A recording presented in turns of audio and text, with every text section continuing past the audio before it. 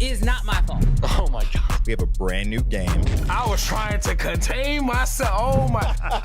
Go option 1, not safe. These are insane. And Brandon keep killing it.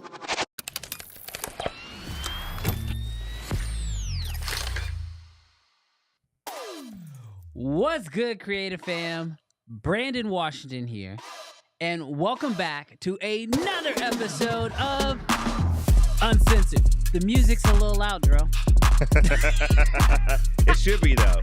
It should be. It's going to be a dope episode. Why is it going to be a dope episode, Dro? Dude, we got so many things to talk about, but it's Friday. So first and foremost, we are with our people. We are with our people. Well, what people are we talking about here, Dro? Well, we ain't talking about Sony people. I'm just playing. My Canon fan people.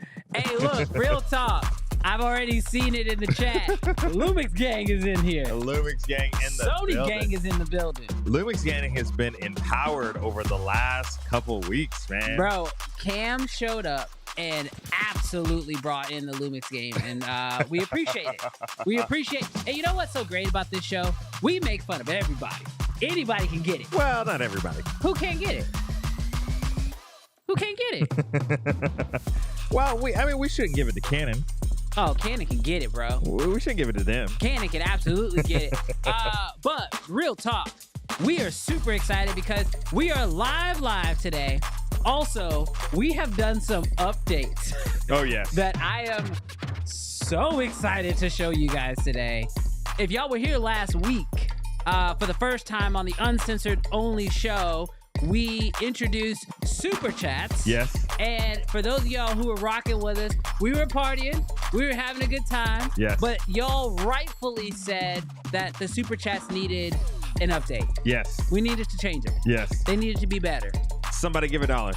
So we got some really sick updates for the Super Chat. Y'all gonna love them when they come in. We're not gonna ask y'all to drop them, but I really want to play these effects. So let us know if y'all get a chance to drop a Super Chat because we got a few. We got a few dope What's the things. lowest Super Chat they can send? Bro, whatever. You can send 50 cents. Somebody send 50 cents. Jarrell just wants to see the effects.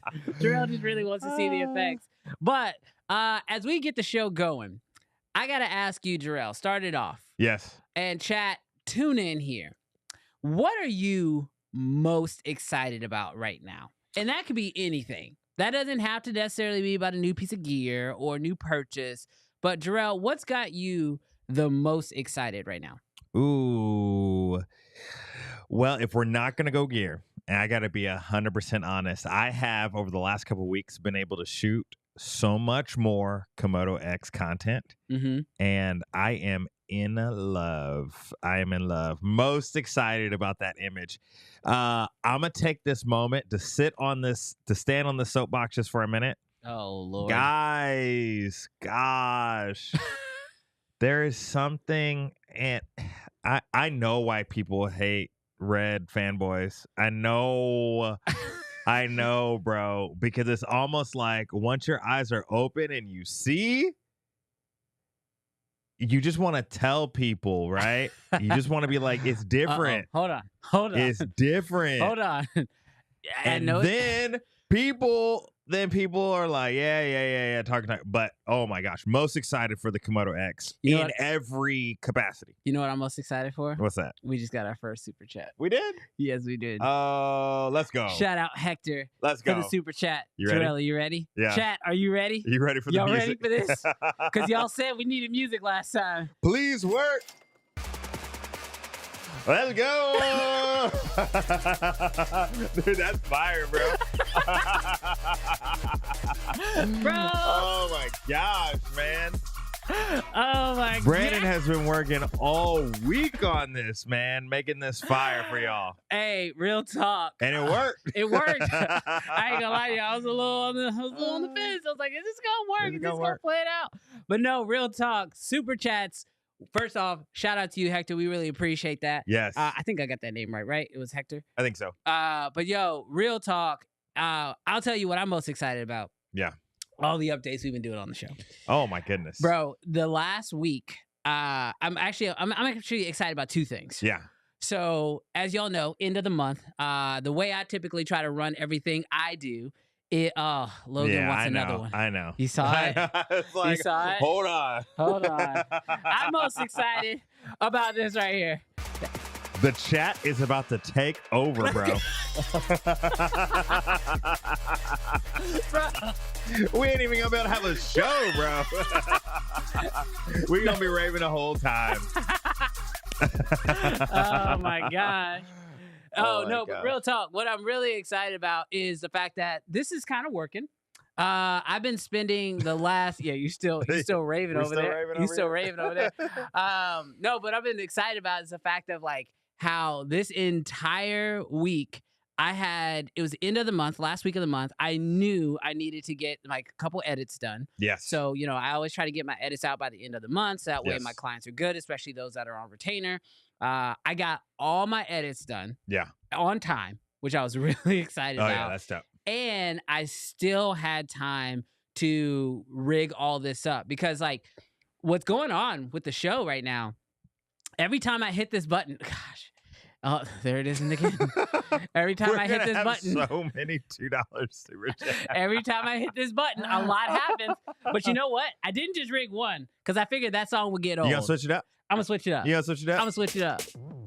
Dude, I love that cash register. And look, no hand. No hand. Hey, cameras are switching by themselves, bro. Oh my gosh. Oh my God. No, real talk. Yeah, like setting all that up and getting the cameras to switch, getting the lights to dance, like it is real talk. I'm still dancing. I'm still dancing. Oh, there you go. There we go. There we go. Like it's so exciting when like you learn a new. Why are you smiling? Is there okay? No. Oh, no. Okay, I'm gonna say it's so exciting when you learn a new task. Yum. Logan. Did he? He did. I was like, I'm pretty sure. Okay. After next week. Next week, $50. Next week. But we made the people a promise. Okay. Yes, we did make the Logan, little calm promise. down. We're gonna write it for this episode. But we need y'all dancing too. Y'all better be dancing. Yup. Don't make us just dance. Yo, real talk. Shout out, No, I'm Logan. done. I appreciate you. We appreciate the love. He met the weekly budget. Bro, we seriously like doing this show every single week is such a blessing. Like, Yes. It really is. Like getting a chance to hang out with you guys on a weekly basis, talk about the stuff that we love, talk about the stuff that we know you guys love, just hang out. I mean, have a blast, bro. Like it is legitimately the best part of my week every single week. And so like what I'm most excited about is I kind of went down like a trip down memory lane, bro. Yeah. Like I started like going back and looking at our first episodes before this was even called Uncensored. Because you remember we did a few live streams. Oh yeah. And we didn't even have a name for the show yet. Yeah. We didn't even know what it was. Yeah. I was actually sitting at a desk and you were like over my show. It was weird. Oh yeah. The first couple episodes were super weird. Yeah. But dude, we have come a long way. Can you believe it's been 10 months of every Friday? That's the other part. I was like, every Friday? Yeah. Every Friday we haven't missed one? Let us know how long you've been tuning in for. It's probably a little bit hard to remember. Oh, I started watching y'all in July. But we know some of y'all like Lewis, Mr. Camera Junkie, man. Yes. This man's been rocking since day one. Yes, he has. As this is a few people like Logan. I know I've seen him in the chat a lot. But I want to give a couple shout outs because we had a really dope comment come in before we even got started. Yes. Oh, Lord, why is that so small? It's just small. It's just, why is it so small? I'm gonna leave that joke. We'll have to, yeah, there we go. All right. Bow. There we go. It says, he says, hey guys. Stayed up. Oh yeah, go ahead. He said, hey guys, I finally stayed up late enough to catch a live 852 in the house, Hong Kong. Let's go, baby. Bro. Dude, what time is it there? I'd love to know. Actually, we got the power of ChatGPT. I thought you was about to Google it. This man said ChatGPT. Went straight to ChatGPT. But shout out to you, brothers. Thank you for staying up, and shout out to everybody who's been rocking with us. What happened? It's 12:15 in the morning. We gonna have to up the price. Turn down for what, dude? We need that. I don't know if that'll we get need us. some Lil Jon. I don't know if that's gonna get us banned, but for now, we having fun, dude. Turn down for what? Will they take us off for that? I think so. That's enough. No more. Let's go. We can only afford like three. Oh, yeah. Hey, you say what in the wrong tone, they might take the whole stream down. So calm down. Look, they're looking at you. They're like, "Who's on the stream? Is Lil Jon with us on the stream? What?" No.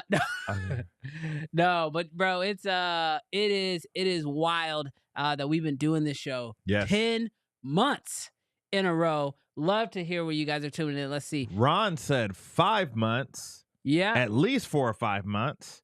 Oh yeah, absolutely. And so that's dope. And John, bro, I don't think I've ever is this the first time you've commented, John? I don't think I recognize you.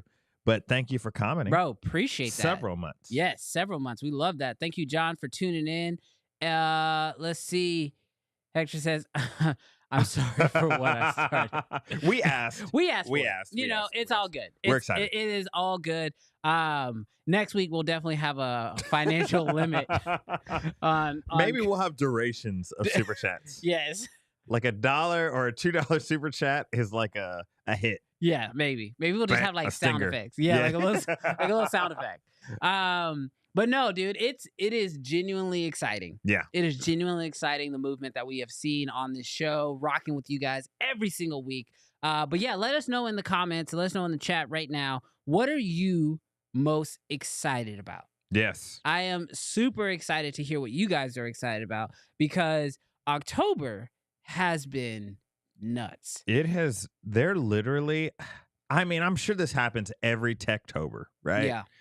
Where companies release a whole bunch of stuff before the holidays. But I think based on the sort of year that we had and having in October, it's like I can't even keep up with all the stuff that dropped just in October. Yeah, no, for real. There's literally stuff that, you know, as we were kind of starting to do a little bit of research for the show, I was like, wait, when did that come out? Yeah. I totally missed that one. You know what I mean? I feel like, I hate to give you some, I feel like if I give you an inch, you take a mile. He don't. But because of the year that Canon has had and how vocal through joy you have been, especially on the show and then even off the show. By the way, we got to get that off. Oh my gosh, look, they're already talking about it. Because of how vocal you have been about the show and about Canon, it feels like this entire year has been massive. So like October, although October is crazy, it feels like it's just been the norm for the year. Yeah, you guys, I have not told you guys this on the stream, but I'll tell you, I am the new Canon hype director. So they pay me large sums of money to sell lots of You're so full of crap. I thought you were about to say, I paid them large sums of money through buying cameras and lenses. No. They're sending out that check, that 6-figure check, very soon. Yeah, hopefully. I'm taking half. No, so let's see. What are you guys most excited about this year? Let's start pulling some of them up. Let's see. What's this one say? Oh, y'all still tuning in on how long y'all been watching. Dude, we appreciate it. Long time lovers. Canon's new lenses for video. Yeah, they dropped quite a few new lenses. Yeah. I thought we were gonna get I saw the initial teaser image, which showed the 50 that was already out, and the 24 to 105. The 24 to 135. Are you talking about new? Oh, the one that was on the image. Yeah. The 24 to 105. 24 to 105. And then they said that on October 30th that we were gonna get 3 new lenses, 2 more primes, and another zoom. And officially, it's all come out now. We now have a 70 to 200. Man, the name is ridiculous. Hybrid, It's a hybrid something Z, which I was like, Stay away from the letter Z. Nikon owns the letter Z. You can't use the letter Z anymore. Sorry, it's gone. It's not yours. Dude, that available in black and white, and it's so weird when they came out with the last 70-200. There's a piece of me that in my heart says I don't love that it like externally zooms but I do love that it packs down. Yes. So I'm like, I'm conflicted. I'm so conflicted. Yeah. I'm not getting it. It's $3,000. It's too much money. I don't understand that part. Like it's substantially more expensive than the normal 70-200. And I say substantially because I feel like the normal 70-200 is like pretty properly priced for 2.8. But like all you're really getting is a longer lens that does all the zooming internal, which fancy feature. It has a iris control that is declicked and cannot be clicked. So it stays declicked. Yeah. But you can set it to auto to let the camera control it, which I assume most people will probably do. And it's like, it's $3,000. Dude, it's so wild. Like, RF glass is so expensive. And I own one RF lens. Yeah. And that RF lens is $3,000. I love it. It's great for everything. But glory, if you are not a working professional, because when I think about $3,000, do you know how many cinema lenses I can get? Yeah. For $3,000, you can get 1, 2, 3, potentially 3 lenses, right? You can get a set of Blazars for that price. Yes. That's hard. That's a tough buy. It's hard. Speaking of Blazars, Mr. Cam Mackey hopped into the chat. Who thinks that's only you? Just playing it. Cam Mackey came into the chat. He says, who think I should replace Jarrell? You know, Cam, we had a great time. We had a great time having you on the show. Yes. Should he get the treatment? Should he? He should get it. He should get it. Chat. Should Is he Cam the one who Mackey, suggested that we should do super chat? He is, and he wasn't even here last week to see the super chats in full effect. So he was probably shooting some model. Yeah. In the Alps. Yeah. Well, probably in the desert somewhere. But Cam Mackey, shout out to you. You were the one who actually realized, because I didn't realize, we didn't even have super chats turned on for the show. So we got them turned on. Last week, we introduced a little bit of the element. Yes. But this week, Cam Mackey, this one is especially. You got your cowboy hat on, Cam? You gonna want to get ready to take it off. You got your cowboy hat on?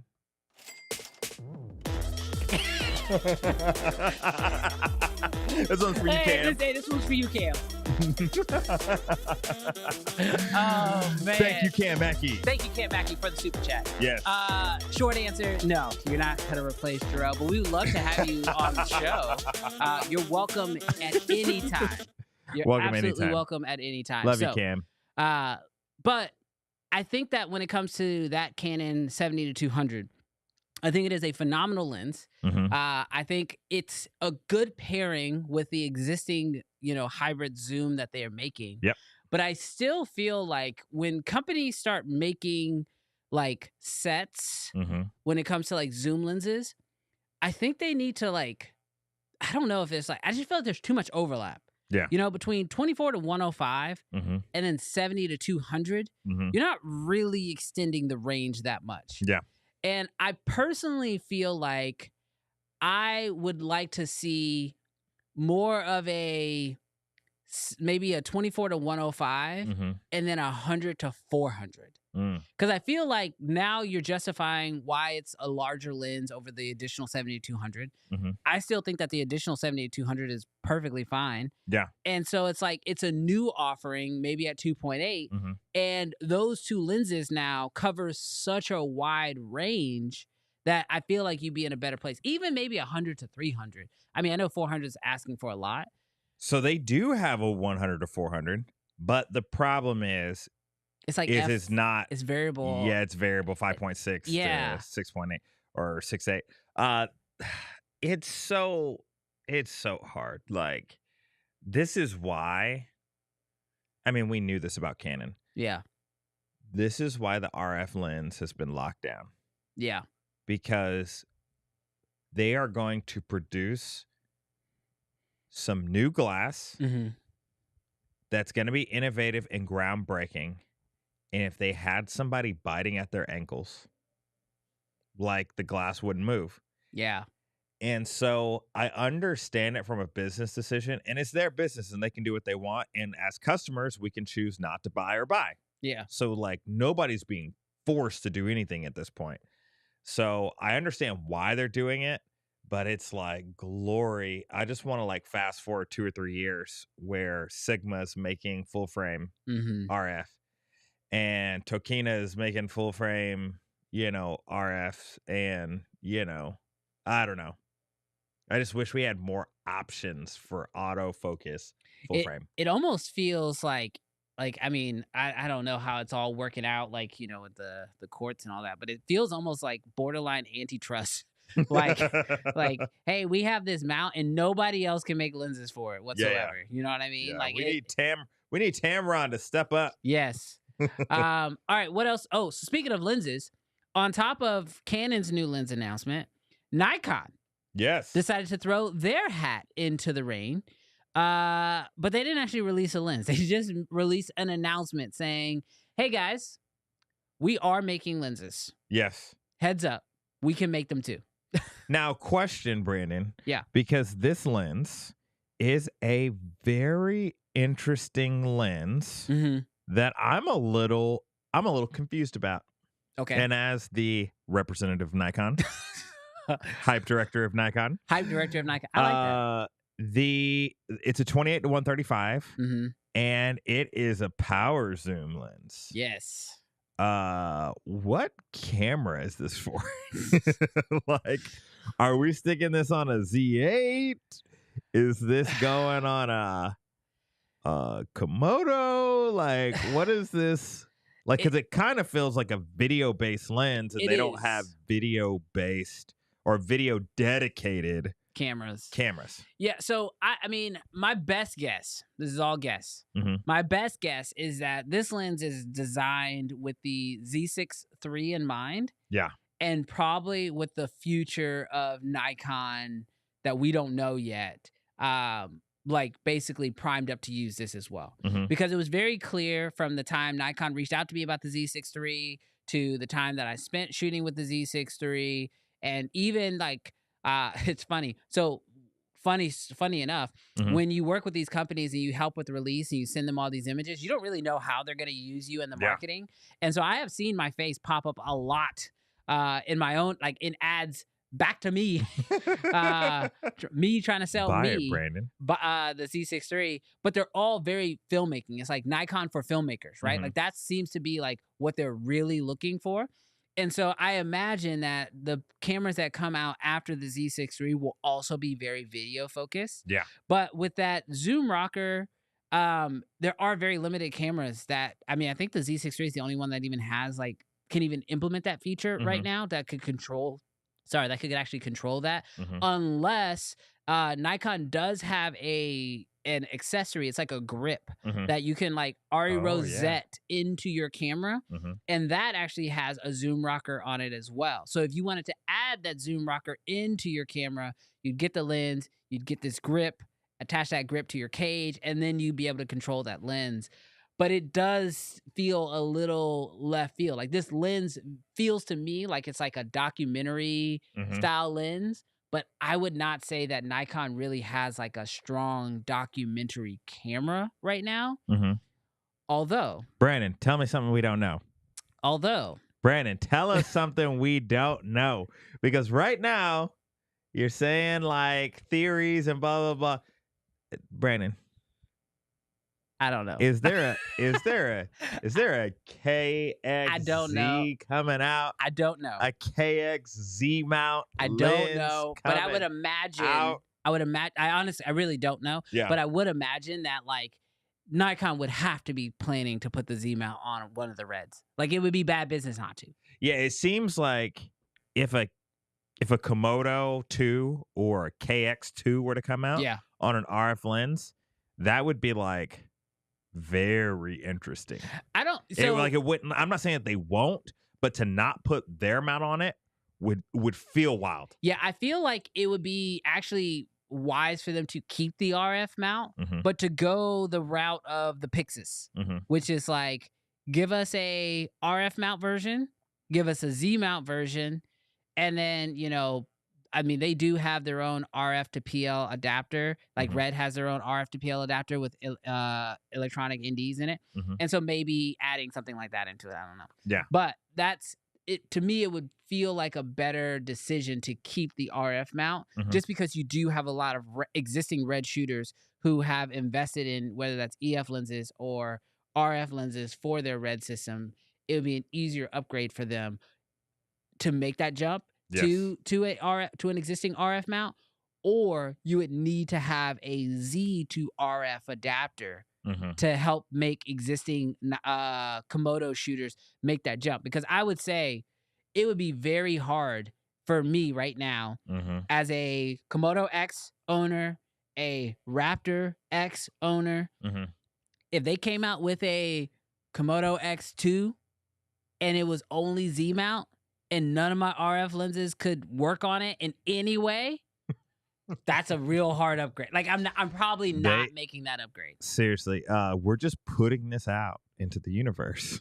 Yeah. And we just gotta get it off our chest. Yeah. That what prevents people from switching camera systems is if they can't bring their glass with them. Right. And so if my glass ain't gonna work, that's a tough. It's almost a non-starter. It better be insane. I will say, better be insane. I'm afraid that might be the case. So that's why we're just saying it. Yeah. So and I'm hoping already, that it happens. Look, if y'all are in the market for RF lenses, hit me up, because right now I'm letting myself go for the low because I'm switching all my cinema lenses over to PL just to be safe. Yeah. So, hey, hit me up. I got you. 100%. Oh my goodness. So not only that, I've got some news for you, Brandon. You got news for me? I got some news.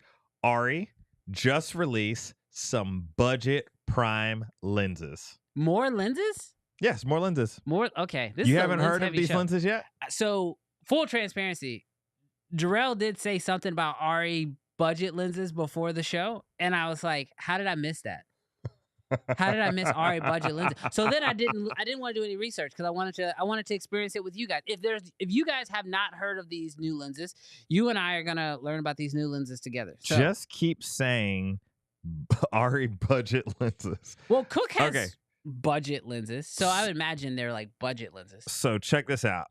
The Arri Signature Primes. Yes. A 6-lens set. This isn't the budget ones. Okay. Yeah. The Signature Primes. $146,000. Yeah, never going to even touch those lenses. I can imagine those are like the choicest of rental houses, Hollywood films. Yes. Like you're not your own single owner operators not doing that. Right. But they decided to release an incredible set of lenses for $50,000 less. You can buy the Arri Inso Primes, a 6-lens set, for $87,000 pre-tax. Pre-tax, it's like a 50, 60? Bro, that's so expensive. $50,000. That's $55,000 decrease. Okay, yeah, oh man. Are you no? Are you buying or are you talking? I ain't even talking, bro. I'm not talking. I'm not buying. That's so expensive. So this has got to be honest, because and if we have any Hollywood people, got any directors, we got any people who be making movies, this is the thing that just hurts my soul, because not everybody, but a lot of people will recognize Arri, their cameras and their lenses as the top. It's incredible. Yeah. But I just got to this question. Am I going to be able to see a $90,000 image? Like if you put a nifty 50 Canon EF 50 1.8 on an Arri 35. There's got to be another reason, Are right? you gonna see? No, well, yeah, for sure. I mean, there's got to be other the workflow and that's what I'm saying. Like, there's got to be other benefits because no, I don't. It's got built-in Wi-Fi. The lenses. What kind of benefits I don't know. are for $15,000 a lens? I legitimately don't know. It doesn't even shoot that low, bro. It's a T 2.1. Yeah, I need like a T 0.3. I need something with autofocus. Yeah, seriously. With autofocus. Like, that's what I want. Look, for that price, I want to be able to press a button on the back and like an element in the back of the lens changes and it becomes an anamorphic lens. And then you flip a switch and then it goes back to spherical. And then there's an autofocus on-off switch and it shoots at 0.83. Yes. I know that there's somebody out there that's like a painter, right? And they're like, no, you can't use that paintbrush. That paintbrush is meant for long strokes or whatever. That's what I feel like. There's some director that's going to be like, guys, you guys are children. Y'all don't know what y'all are talking about. These are beautiful paintbrushes. I need to know. I don't understand it, and I haven't experienced it. My favorite comment right now is Logan. He says it comes with bottle service. It better come with 15 bottle services. It better come with a specs itself. Oh I don't want bottle service. Yes. Leave the girls and the what is it? The fireworks. Yeah. Leave them to the side. Just bring me the bottles. Yes. I want crates. Oh my god. You know what I'm talking about? Yeah. See, I need to be able to resell the bottles. Yes. I want to be able to start my own store. It's for somebody. It's just not for us. Yeah. I don't know who it's for. Let us know if you're going to be picking up those budget Arri Inso Primes. Yeah, can we talk about something that actually is like affordable that like we could like not just be talking about but actually be buying? Oh yeah, absolutely. Fujifilm dropped a camera. Oh, this is the Cam Mackie I don't care camera. Yes, this is the Cam Mackie, but I think he went too hard on it, okay? Because the Fuji, let me pull it up because I don't want to be just talking. The Fuji X-M5 mirrorless camera, it's going for $800. It's a 26.1 megapixel APS-C CMOS sensor camera. It shoots 6K 30. Open gate. What? Open 6K gate. 10 bit. That's the reason why I thought Cam would be all over it. Internal? No, he too bougie. I thought Cam Mackie only be shooting on Raptors. No, he's not shooting on a Raptor because the Raptor's not open gate. He said he wants it. Yeah, he wants it. He wants it. You Cam can come get mine. Mackie isn't with the people anymore. He's with the elites. No, real talk. I don't know like for the price if there is not a better open gate option. Seriously. If you're just trying to dabble. I think the only thing, and don't get me wrong, it's $800.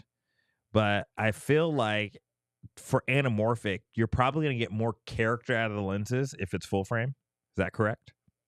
Than APS-C? Because you'll just get more of the character of the lens. Yeah. So I feel like that's the only thing. But $800? Yeah. Dang, we cannot be complaining. I mean, we were talking about the Z6 III last week about it doing 6K 60 for $2,500. You want to hear something crazy? Price drop. Price drop. Price drop. We're going to talk about some deals. Yeah. We're going to talk about some deals. But price drop. But yeah, seriously, the Z6 III has never been hotter. It's wild. 6K 30, 10-bit internal. Yeah, I wonder, and definitely let us know. Shout out Gustavo, by the way. Shout out. Thanks for making it here, brother. But I really wonder. Oh my God,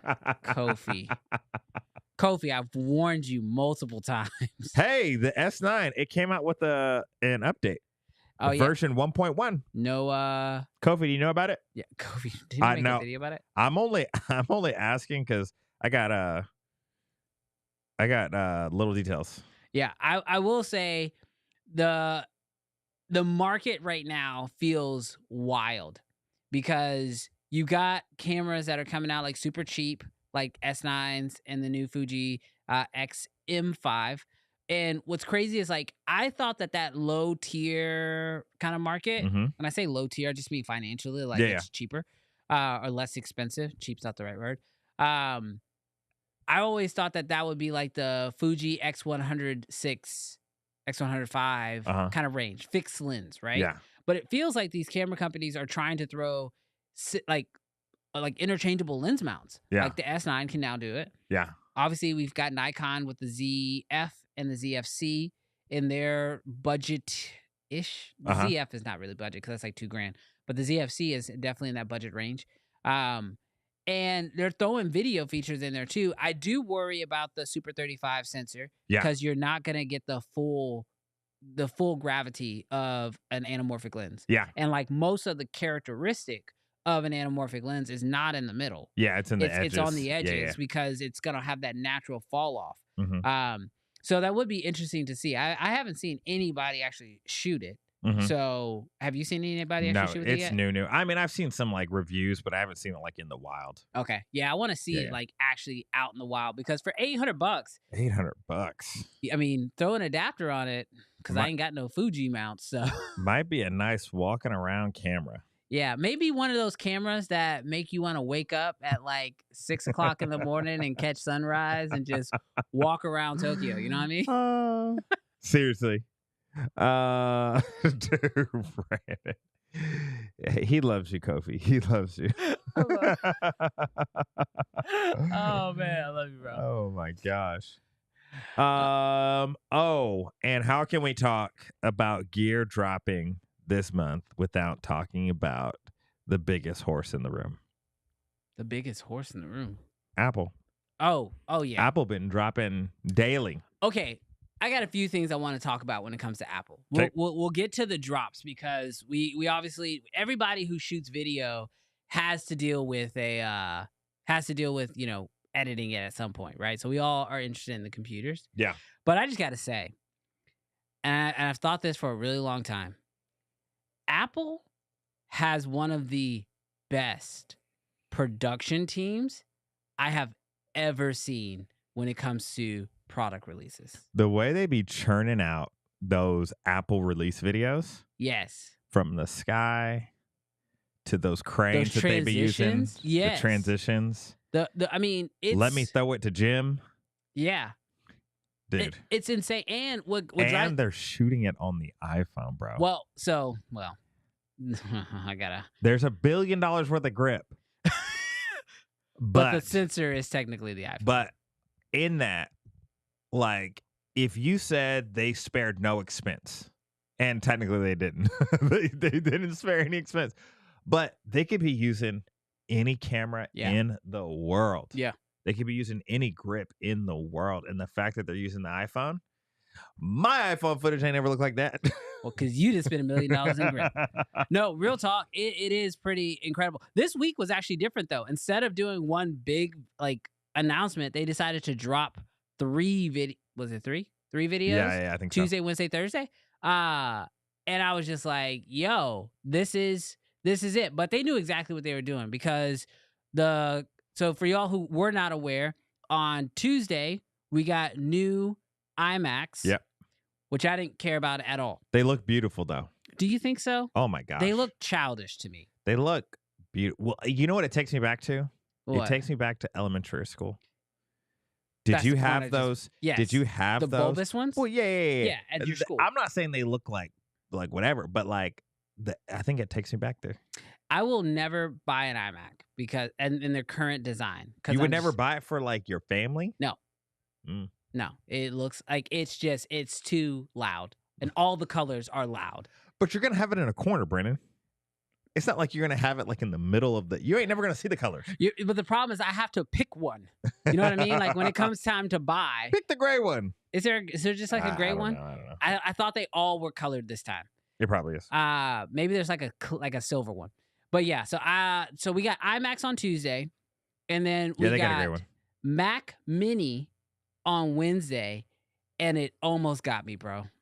The Mac Mini almost got me. Oh yeah, for sure. Like the price point, the power with the new M4 chip, and the fact there's an M4 Pro. You know where they lost me though on the Mac Mini? What's that? When they made it smaller. You don't like the smaller? Who's asking for smaller? I'm not asking for small because the Mac Mini is already the small outside of a Raspberry Pi, but like it's already the smallest computer. Yeah. I just want power. Now I don't want a cheese grater. Yes. necessarily. Yeah, I see what you're But saying. like if the Mac Mini was this size to this size, I'd be fine. Yeah. I'd be fine. I think I agree with you because like for me, I'm like, why? Like you're right. Who's asking for smaller? The old Mac Mini was small enough. Mm-hmm. So if you could keep it that size, Mm-hmm. but cram more into it, Absolutely. let's do that. More ports. Give me more twice power, as many ports. Better airflow. Yes. Like Yes. just you don't have to make it small. We don't Apple. I know you watch this podcast because this is the best podcast on the internet. I'm telling you, we don't want smaller anymore. Everything is the right size. It's fine. Just now make the components inside of what is already there, make that smaller so you can make it better. Because you obviously know how to make the components smaller. That's why we keep getting smaller Mac Minis and smaller phones and smaller iPads. It's getting ridiculous. Yeah. But it's like, yo, like they made it so small that they had to put the power button underneath it. Yeah. They were like, oh, wait, we forgot to leave space for a power button. Ooh, just cram it underneath the bottom. This is the wild thing about the computer. It's a desktop. I get why you're making these smaller. I don't want it to be smaller, but I get it. Yes. Because you're going to carry it around. Yes. Even with the Mac Mini, Apple, no one's going to be carrying around their Mac Mini. Absolutely. Now, I got to address this because Logan, he says, you both are describing the studio. Logan, that's not a mistake. Yeah. Apple made a mistake. Yeah. They gave us a Mac Mini when what I really wanted Yes. was the studio. The studio, as far as I'm concerned, is the best computer that Apple has released as far as like for professionals. Yeah. The problem is they did the M2 and then they haven't touched it since. And like, I just can't bring myself, like when the M3 came out, I heard through rumors and breakdowns that we were not going to get a M3 studio. Yeah. And now we've got the M4 and we've got an M4 Pro, MacBook Pro, which they announced on Thursday, but we still haven't got a studio. And like, that's what I'm really saving my money for right now is a studio. But I'm starting to get those feelings. Like, you remember when Apple came out with the trash can Mac Pro, where it was like black, it was like a cylinder or whatever? 6,000 to 8,000. Yes. And then they didn't touch it for like a decade. Yeah. That's what the Mac Studio right now is feeling like to me, and that hurts me. Because I'm like, I want the M4 Studio with the Ultra chip in it. What do you think they're going to come out with next? A Mac Pro, cheese grater upgraded to M's. Yeah. Or a Mac Studio? I think they both get announced at the same time. Because that's what they did with the last one when they released the cheese grater MacBook Pro or the Mac Pro now. Yeah. They released the Studio at the same time. Yeah. And I'm fine with that because I'm not buying a Mac Pro. That's too much for me. The way that they be upgrading those things. Yeah. Like not upgrading their chips. Yeah. Bro, on a yearly basis. Never. Yeah, it's just like it's gonna be outdated in a year. No thanks. Hard pass. Because if you spent $20,000, $30,000, $40,000 on one of those things, and then all of a sudden they're like, "We came out with the M5 and it's 2 times faster," bro, I'm gonna be pissed. I'm pissed. This better be the pinnacle. Yeah. For 5 to 7 years. Yes. And that's not realistic, but it better be, or it better literally be like a PC. Allow me to swap out that M4, put it in M5, and keep rolling. But the way that they be updating and making things better, I better sit at the top of the mountain forever. And if I can't, I'm just gonna update every other year. Yeah, I feel like with the Mac Studio, I was really pumped about like that computer for the option of having power. Yeah. But I feel like the Mac Pro promised a lot of like upgrade possibilities, and I haven't seen it. So there's just no way. I just don't trust that Apple's ever going to give us a computer that you can actually upgrade yourself, like add more Thunderbolt ports. Because like, I mean, running this live stream, I mean, I've got 4 Stream Decks going into the computer. Yeah. I've got multiple cameras going into like, I need ports. I mean, for the first time ever, I actually considered maybe I need to get a PC just so I can actually customize what I want. So yeah. Yeah, I totally understand, like, and obviously, like, this is us. Like, these are our use cases. But I will say, the new MacBook Pros, those look good. They look good. They look really good. They look good. I'm on an M1, and I was like, yeah, it's maybe time. I'm not tempted. Well, you have an M2? I have an M2. Yeah. M2 Pro, I think M2 Pro. Yeah, so you have an Yeah, I'm not tempted. I have a feeling that even though they say 2 times, 10 times, 11 times faster, especially than the Intel Max, but I have a feeling that speed boost isn't applied evenly. Evenly. Yes. Like, sure, if I'm animating 3D graphics, it's 11 times faster, but is it real? And maybe even Final Cut, which you're specifically optimizing for. But bro, Premiere didn't get 10 times faster. Yeah. And that's what I use the most. Premiere, Photoshop, all sort of things. So like, I'm just like, the M2 Pro is still be hot fire. So if you don't have, like, if you're in Brandon's spot, we have the M1. What do you have? The M1? M1 Max. M1 Max. You have the M2 Pro. Like, bro. Like, I don't know. I feel like I'm on the edge. Yeah. I'm probably there. I'm probably at the point where I'm like, okay, it might be time to upgrade the MacBook Pro. Yeah. But I'm gonna keep holding out for a little bit. I think I'm just talking right now. Hoping that studio comes out. Yeah, I think I'm just talking right now. Now speaking of Final Cut Pro, that is one thing that nobody's gonna care about except for me. Mm-hmm. Apple. How many Final Cut Pro users are in the chat? None. 2? You? Travis ain't here yet.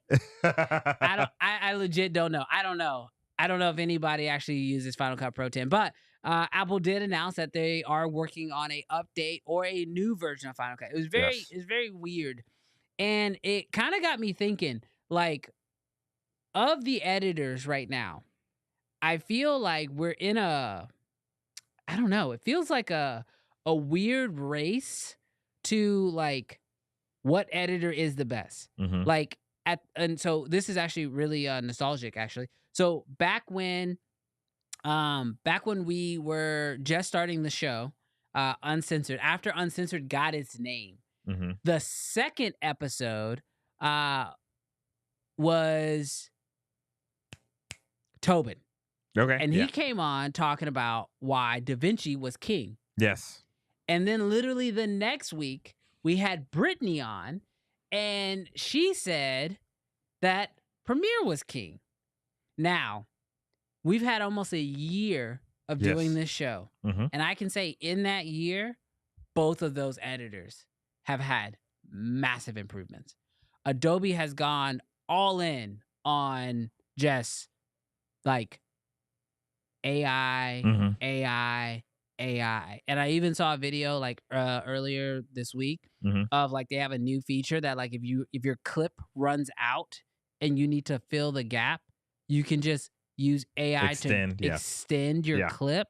Like, what the hell is that? Yeah.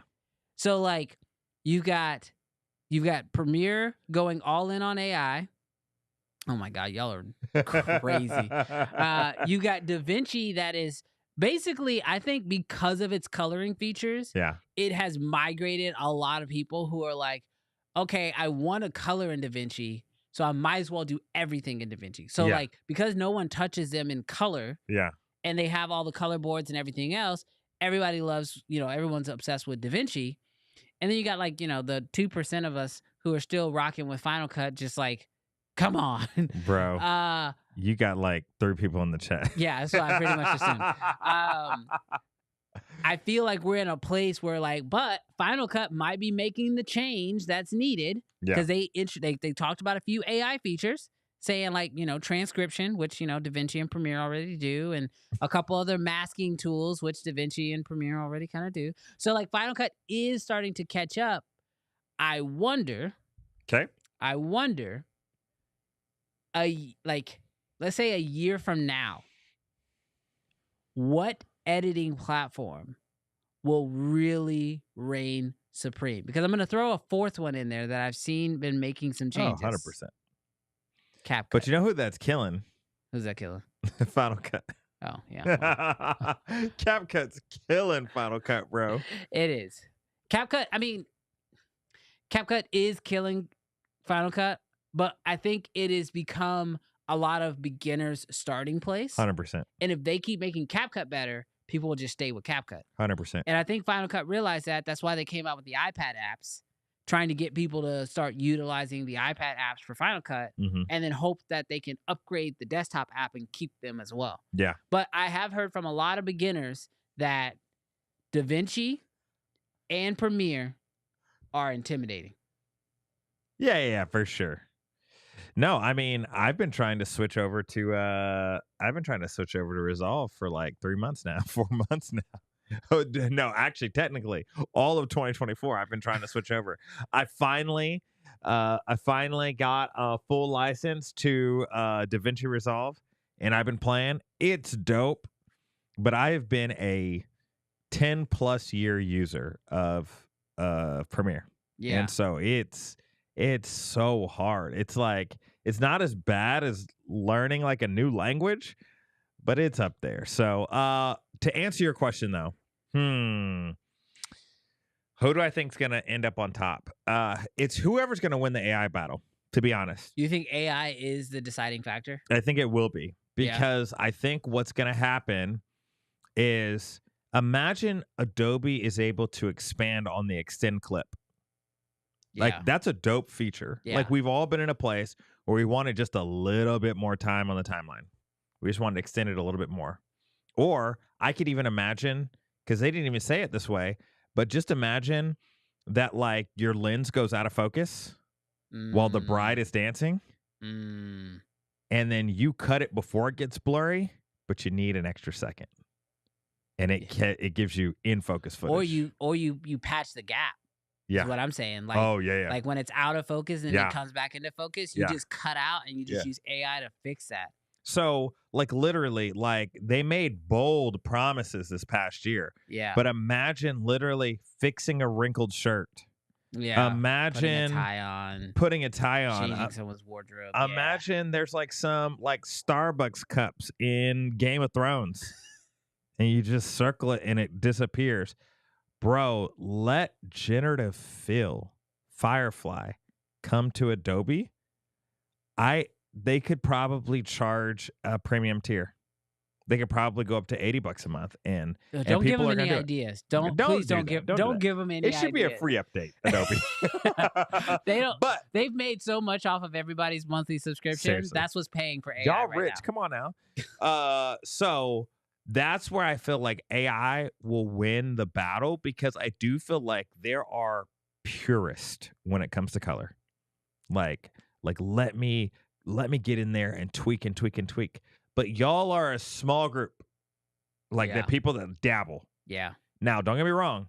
I would love to be included in that group one day, making nodes and changing stuff and tweaking stuff to like the most ridiculous levels. I would like to do that. But if you're going to flash AI in my face, so Adobe to me has the best shot at regaining the lead. I think Resolve has it right now because they are implementing AI features. I just think that Resolve isn't as vocal about their Blackmagic AI as a future. Company in general is not very vocal in what they're doing. So let's go to the chat real quick and let's see what everybody's rocking with. Now, Logan says he's a Premiere user, but he's a Final Cut enjoyer, so I'll take that. That's a Final Cut user. John's a Resolve user. Joshua says, I have a Final Cut Pro. I have to. Oh, my dyslexia kicked in. I have to use Final Cut at work. Hey, that sounds a little like, I think it depends on how you say it, you know? Like he says, like, oh, I have to use Final Cut at work. Like if you say it like that, it sounds great. It still sounds terrible. Mr. Camera Junkie, he says Final Cut Pro gang. Lumix gang? Yeah, no, that's not what it is. He's Sony gang. But Ron says I own it, but mostly edit and Resolve.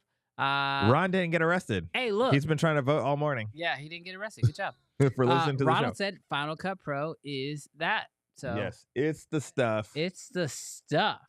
Final Cut. Nah. This is not a Final Cut. We got Resolve in the building. Another Final Cut in the building. I'm not seeing a lot of Premiere right now, if I'm being honest with you, bro. They know. Resolve for the win. Premiere is broken software. Bro, just switch to anything else. Vegas Pro Boys, dude. You on an island by yourself. Are they still providing updates for you? You Or know is what's it crazy? like I went to over? At NAB. Were you with me? Yeah. When we went upstairs. They had a huge booth for Vegas. Did you see it? Mm-mm. Yeah, it was huge, but it was like upstairs, kind of in a corner. Premiere is meh. But you use it though. Yeah, well, Premiere needs to be optimized since forever. Amen. Yes, I totally agree with you. Adobe sucks. Pay monthly. Yeah, but you still use it. Windows Movie Maker. Logan lying. Hey, real talk. He lying. The first video I ever edited was in Windows Movie Maker. Not even kidding. And it was in a square. And I was like, WMV? Yeah, I don't remember. But I remember like I edited all these videos in Square and then I put rectangles on it because I wanted it to be landscape. Cinematic. And then I realized later that it was just a setting I had to go find and change. Learn your software, people. Learn your software. But yeah, bro, it looks like, I mean, I'm not really seeing too many Premiere people in here. It's spaghetti. Bro. I don't even know what that means. It's trash. The code is trash. Oh, well. Now, this is what I will say. Motion VFX plugins keep me primarily on Final Cut Pro. If it wasn't for their plugins, I'd switch. I 100% agree with Mark. Dude, Final Cut has the best plugins. I have seen, and I do think they are really good. But, bro, so many people are making stuff for... Adobe ain't paying me nothing. You can't pay me something. But they're not paying me anything. So I'm just going to throw this out here. I don't even think that it's the best. I think Resolve is the best right now. But, I mean, we're just too long-term invested, like, in knowledge and in money. Yeah, no, I totally get that. Now, one point that Kofi actually points out that's actually a really good point is that DaVinci has one of the most favorable collaborative ecosystems. Now, I have personally not really dived all that deep into the Blackmagic Cloud or whatever, but it seems very interesting. I just added up the total for 10 years of Adobe. You want to say what it is? It's $7,200. Hey, that's your Komodo, bro. That is so much money. It's time to quit. Bro, and they got you. Is that someone at my door? I don't know. You want to check it? Nope. All right, let's keep rocking. No, but they're like, quiet down in there. Yeah, that ain't gonna happen. But yeah, the subscription model, dude, they on hate Adobe, it, bro. Okay, we got one. Brandon says, Brandon, we are the same. Yeah, that ain't gonna happen. Lumix gang, DaVinci gang, DaVinci gang. But yeah, real talk. I'm way behind. Wow. You know what's something that interesting that Porter said, and I adamantly disagreed with him. Yeah. On his episode, he was like, Premiere is so crashy, and I was like, dude, what are you talking about? I can't remember the last time in 6 to 8 months that Premiere crashed on me. And then I realized he shot on the Komodo.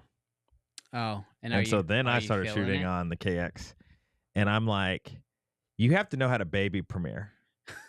Like, bro, do not immediately switch the white balance and change the ISO. Done. Go to sleep. Like, it's gone, bro. But switch the white balance, click on another clip, go back to it, switch the ISO, you're good. Yeah. Which is trash. But yeah, Premiere is buggy with that 6K footage. Yeah, I feel like 6K raw.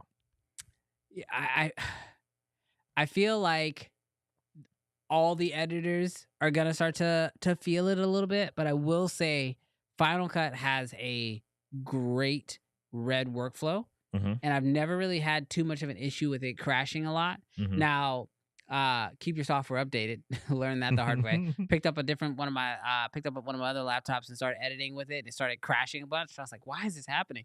And then I was like, oh, I'm like two iterations behind. But once I did that upgrade, it was working fine. So I don't know, man. It is one of those interesting things where it's like, I feel like not a lot of people complain about Final Cut crashing. Not a lot of people complain about DaVinci crashing. But Premiere has memes pages of memes, pages of memes of Adobe just straight up just saying, nah, you're done. You're done for right now. Take a break. Dude, you know another win in the column for Resolve? What's that? Isn't it if you buy Resolve Studio once, they'll upgrade you to the next one? Yeah. Like if you buy 17, they'll give you 18 and then 19. That's wild. Final Cut doesn't do that? So I'll tell you how I know it's amazing. I bought a Blackmagic camera, didn't use Resolve for a long time. When I bought the Blackmagic camera, I think they were on Resolve 16. Yeah. I went to then install Resolve on one of my computers, and I had the little card with my code on it, and it said Resolve 16 on it. I went to download, and it was like Resolve 19 or 18 or whatever it was. And I was like, oh, man. So I typed in my code anyway. Still gave me the software for free. Dude, seriously. And I think that's the other one. Wild. If you buy a Blackmagic camera or if you buy certain Blackmagic devices, they just give you Resolve. Like I bought the color board. Don't they give you two? Huh? Don't they give you two? No, they give you one. They give you one? Yeah, but like what I'm saying is like, okay, so you know the DaVinci Resolve color board or whatever? Okay. So like I bought that board. Yeah. It came with a Resolve deal in it. And like the board is like $2,000.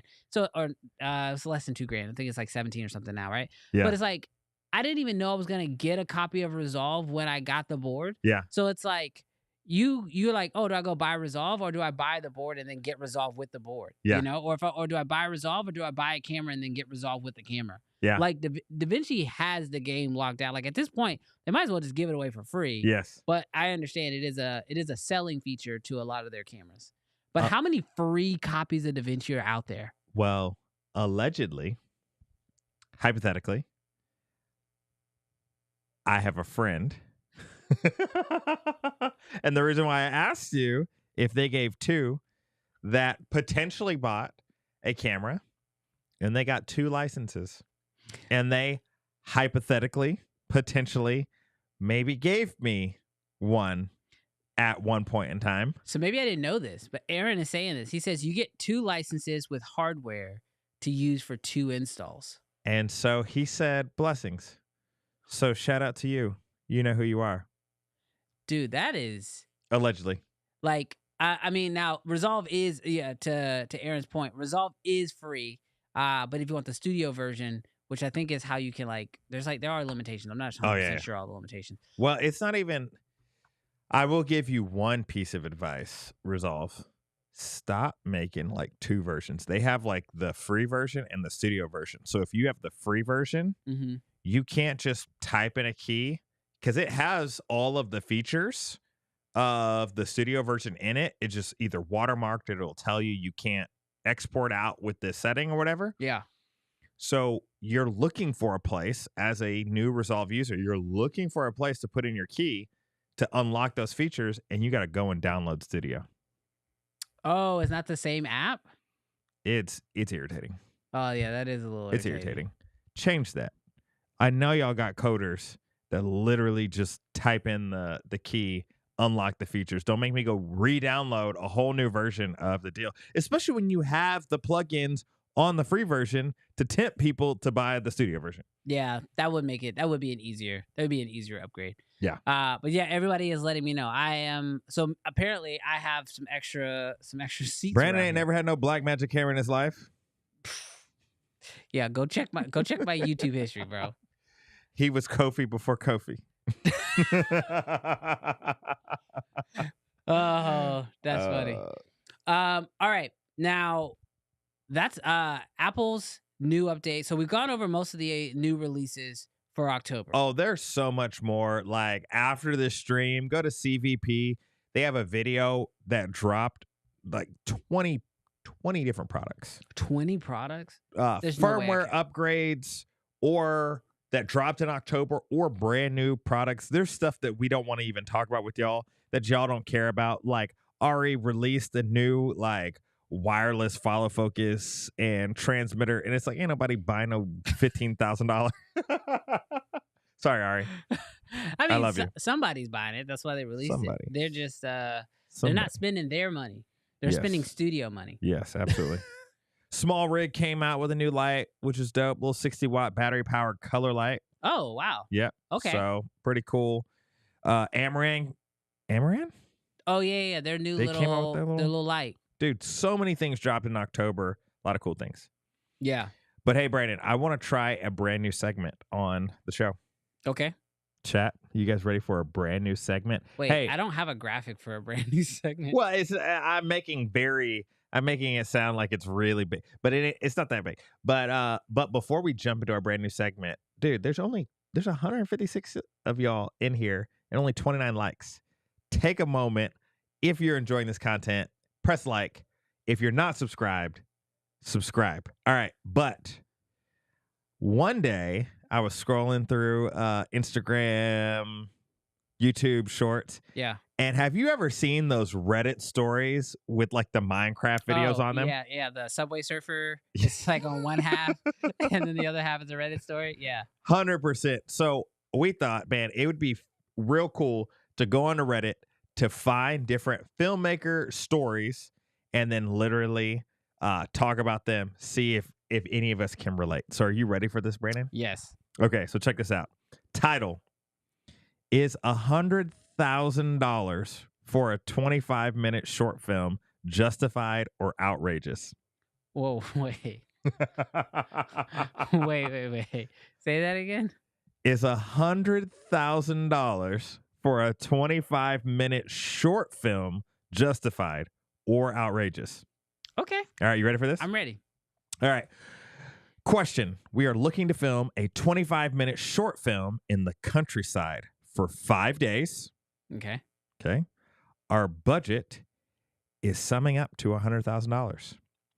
The cast and crew totals up to 15 to 20 people, day players included, a grand total of 9 locations, a waterfall scene that requires a lifeguard on set, a sex scene that requires an intimacy coordinator, and our producer is keen on getting everyone respectable rates, insurance, and the actors, SAG, AFTRA rates, all of which I understand and respect. It doesn't help that we are shooting on Super 16, just for which the camera alone, the Arri Flex 416 is $5,000. Let's not talk about the lenses, the canisters, the shipping, the developing, and the cans. I can't help but think Shooting that this is madness.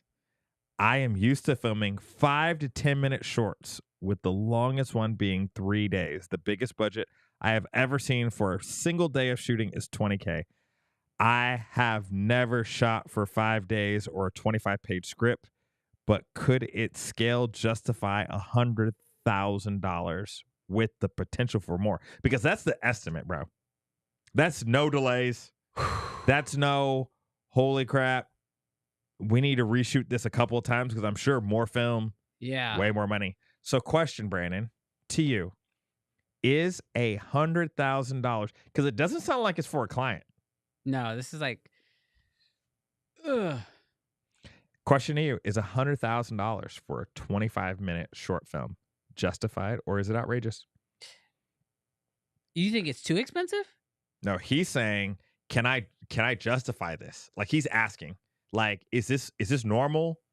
Is this okay? Or is it outrageous? I mean, a 25-minute short film, I would imagine that short film better have like a serious ROI on it at $100,000. I mean, to throw $100,000 at any creative project, you better have a plan for how you plan to get that money back. Because it can't just be, it's an art project, Mom. I could have bought a house. I could have bought a lot of stuff. I could have bought that Arri Flex and rented it out. No, I mean, I will say, like, I've it's tough. I rock with the idea of investing in your art, 100%. But like, if this is your magnum opus, I think it's what they call it. It's what's going to get your foot in the door. It's the short to the feature. You're using this to raise the funds. That's going to get you the $1 million to make your feature, your $5 million to make your feature. Then yeah, $100,000. That sounded so shaky, bro. I just don't know what else he's done. You know what I mean? Like, I just feel like you could do so much more with so much less. Like, a 20, like I hear this a lot, like when I talk to like other creators, and like 25 minutes is a long time Long movie. for somebody to sit through and watch. Mm-hmm. If the purpose of it is to show what you can do, Mm-hmm. show what you can do in less. Now, if this is like, oh, we're submitting this to film festivals, and like this is the end of the road, Yeah. then okay, I can sort of justify that. But bro, I'm not spending $100,000 on a short film. This rule of thumb seems to work almost in every area of life. If you have to ask, it's not. Yeah. Well, like if you're going on Reddit and you're asking, is this justified? Is it worth it? It probably is not. Your heart's already telling you you might be able to, but you probably shouldn't. You know what gets me is it feels like it feels like one of those situations where like the train started moving and it's rolling really, really fast. And he's got intimacy coordinators locked in. He's got locations locked in. He's got actors locked in. Lifeguard. And he's looking at the line item on the budget, and he's like, yeah, okay, we got SAG. Do we need SAG? Do they need like can we cut that scene? Like, can we cut to silhouettes and like just like kind of make it seem like something was happening here? Like, how hard is it to make a waterfall in CG? Like, I just feel like it's wild to say this, because like in film, like in Hollywood, $100,000 is just like a day. Mm-hmm. Like if you're shooting like a big budget production, you'll spend $100,000 on in a day of shooting. Like that's nothing. Yeah, you know what I mean. So like, I don't want to be like, this guy could be operating at that level where it's like, oh, $100,000, like, does it make sense? But like when you are looking at Hollywood, like I think this is the mistake that I made for a long time, and I think a lot of creators don't really think about, is that like Hollywood has so many ways to ensure that they will get that money back. Like you may be thinking, Madam Web came out. Don't they even have insurance? Well, so here's the deal. Like just even insurance on the like production. Like insurance, like if something breaks, but like can't you like take out insurance on a potential like loss? Yeah, business, like business, like yeah. And so you have that, but then you also have like, okay, they're selling toys. Like they signed a multi-million-dollar deal with McDonald's that they get the toys and Burger King doesn't. Okay, we know we got money coming in from there. Oh, we're gonna make sure that y'all are drinking Coca-Cola in the middle of this movie. We got money coming in from there. So even when a movie flops in the theaters, a lot of times it's not always a financial loss. And that studio has 5 more movies coming out that year. Yeah. So if this one movie flops, they know they have a guaranteed win with the proper IP that they're not going to take a risk on. So they know they're going to make their money back. The problem most creators have is like, we don't have that. Yeah. So you can't go trying to make the same risks and trying to take the same leaps of faith as a studio does, because you don't have IP. You're not selling, merch that's going to do millions of dollars. You're not selling toys. Like Disney knows every movie is basically a giant commercial for toys. Yeah. That they're going to sell all holiday season. And then like take Beetlejuice, for example. Licensing My kid was Beetlejuice for Halloween yesterday. So I know that movie got money off of that costume. So it's like all those other things where you can make that money back. Yeah. My question to this guy is $100,000 can make sense. Yeah. If you have a plan to make 200 off of this film. Yeah. And there's like an actual way for you to make that money back, and it's not just a hope and a prayer. Because people don't want to just like cover the money that they lent to you. They want to make money. Yeah. So this might be too elementary. This is my second thing that I would contribute. If it's your $100,000, it's probably outrageous. If it's somebody else's $100,000, it might be justifiable. And that's the thing with the studio. The people who are greenlighting these things, it's not their money. It is not they're getting a salary. They might get fired if they greenlight a terrible project that has no return. But it's not like they're like, hey, we want to make this X-Men versus like Marvel movie. let's start the collection plate. Yeah. Let's see what you really believe. No, no, no. They're spending somebody else's money. Yeah. So I would say for me, I kind of loved your idea. What can we do? Like the first thing, and don't get me wrong, I do think that there is if you're beginning to ask that question, is it worth it? Do you shoot it on a different camera that's going to save you money? Do you shoot it digitally? Now, it might not have that it might not have that film look 100%, but when you're really debating the amount of zeros, does it really need that film look, or can dehancer work? Like sort of deal. Do we need 9 locations, or can we get creative about some of the locations that we're in, and can we flip those locations? Yeah. Is it necessary to have the waterfall scene? Is it necessary to have the intimacy scene? It's just like tough. It's so tough. Yeah, I feel like the question, like, because this has always been my mindset when it comes to like money, and Mhm. even with like gear or anything, is like when you start asking yourself the question, is something worth it? Mhm. I think the question you got to start asking yourself is like, how can I make it worth it? Yeah. And if you can't, Mhm. then the answer to the first question is it's not. Absolutely. And that to me is like the way that I've done it. Like even when it comes to like getting gear or whatever, it's like, is the Raptor worth it? Mhm. Well, okay, how am I going to use it? How's it going to appear in scene? Can I use it for YouTube? Can I use it to create content? Are there brand opportunities with this camera? Are there production opportunities in Houston with this camera? Can I Mhm. rent the camera out? Like, what are all the ways I can actually make this camera worth it? Mhm. And once I get to that point where I'm like, oh yeah, now I've easily answered the question for Mhm. myself. And it's not just like hypotheticals. It's like, okay, what is my actual plan, and what do I plan to do in Mhm. order to actually make this camera worth it? Yeah. And that's the same thing I would say with any creator who's working on a creative endeavor. If you have to ask yourself, is it worth it? Mhm. You need to then ask yourself, how do I make it worth it? Yeah. And if you can't, then the answer kind of, it kind of answers itself. For sure. So, Chat, I want to know, have you ever had to invest your own money in making a creative project work? For me, and we'll kick this to Brandon in just a second. For me, let us know in the comments. For me, I don't think that I've ever invested my own personal dollars in a project. It's always been a client or another person coming to me and saying like, "Hey, I would love for you to shoot this," and they are putting their money into it.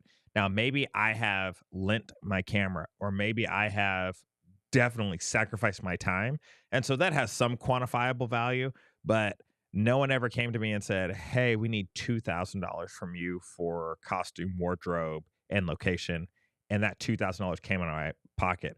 So, in the frame of this question of the $100,000, for me, it's not outrageous because I can see 100% if, like Brandon was saying, you're shooting this 25-minute short film to hopefully have it be picked up by a studio where then you go on to shoot a feature film from it, then yeah, the $100,000 may be worth it. You're taking a risk on yourself, and maybe you'll see a return on that investment.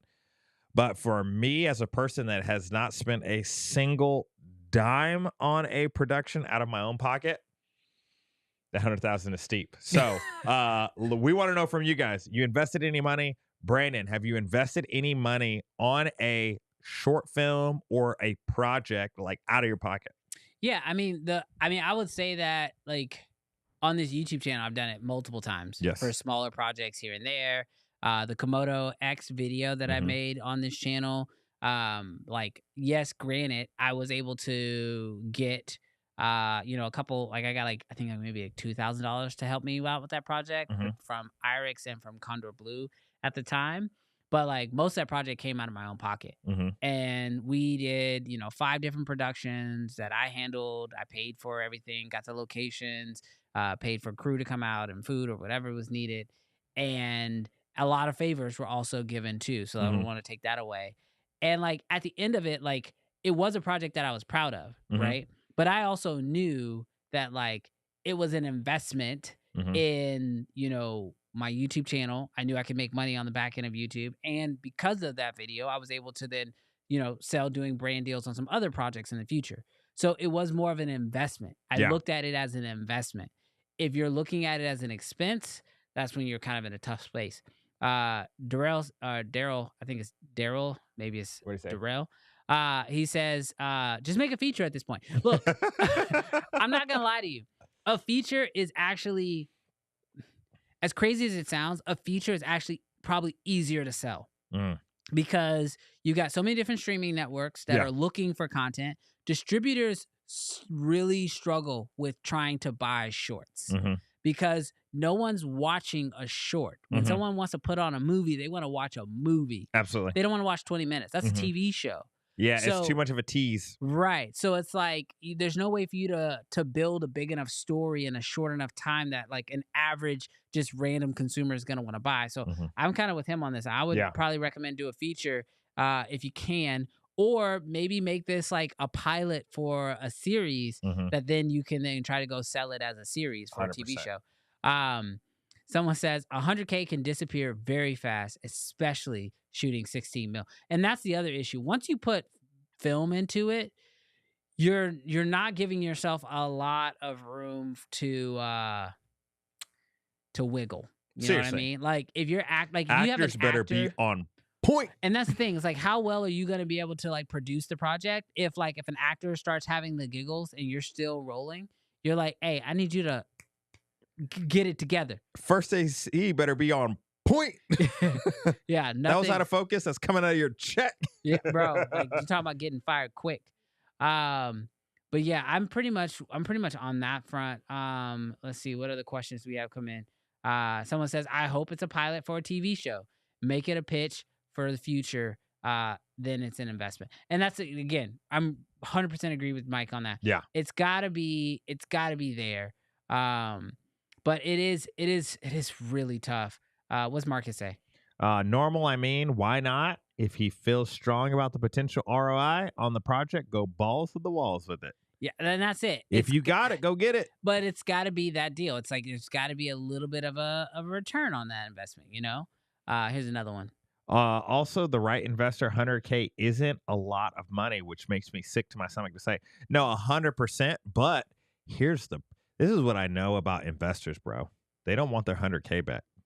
120. They want more. Yeah. And so thankfully, like, I mean, if it flops, it flops, and they probably won't invest with you again. So it's not like they can like come for your first child. But yeah, that's the tough part. Like knowing that we got 120 to make up makes me sick too. Yeah, that's definitely that's tough. Sam says, use the money to buy Bitcoin instead, and then make the film in 3 to 4 years. Bitcoin is 70,000 on track to reach 100K by the end of the year. This is not a crypto bro show. Capital gains tax. But I will say, I saw it was on Colin Samir's podcast, and they had this guy on there. And he was just talking about like how difficult the movie business is. Yeah. And he was like, if I was going to give anybody advice when it comes to like making a movie, my first piece of advice would be to get rich first. Because it's too big of a gamble. Dude, pull up Mike. Yeah.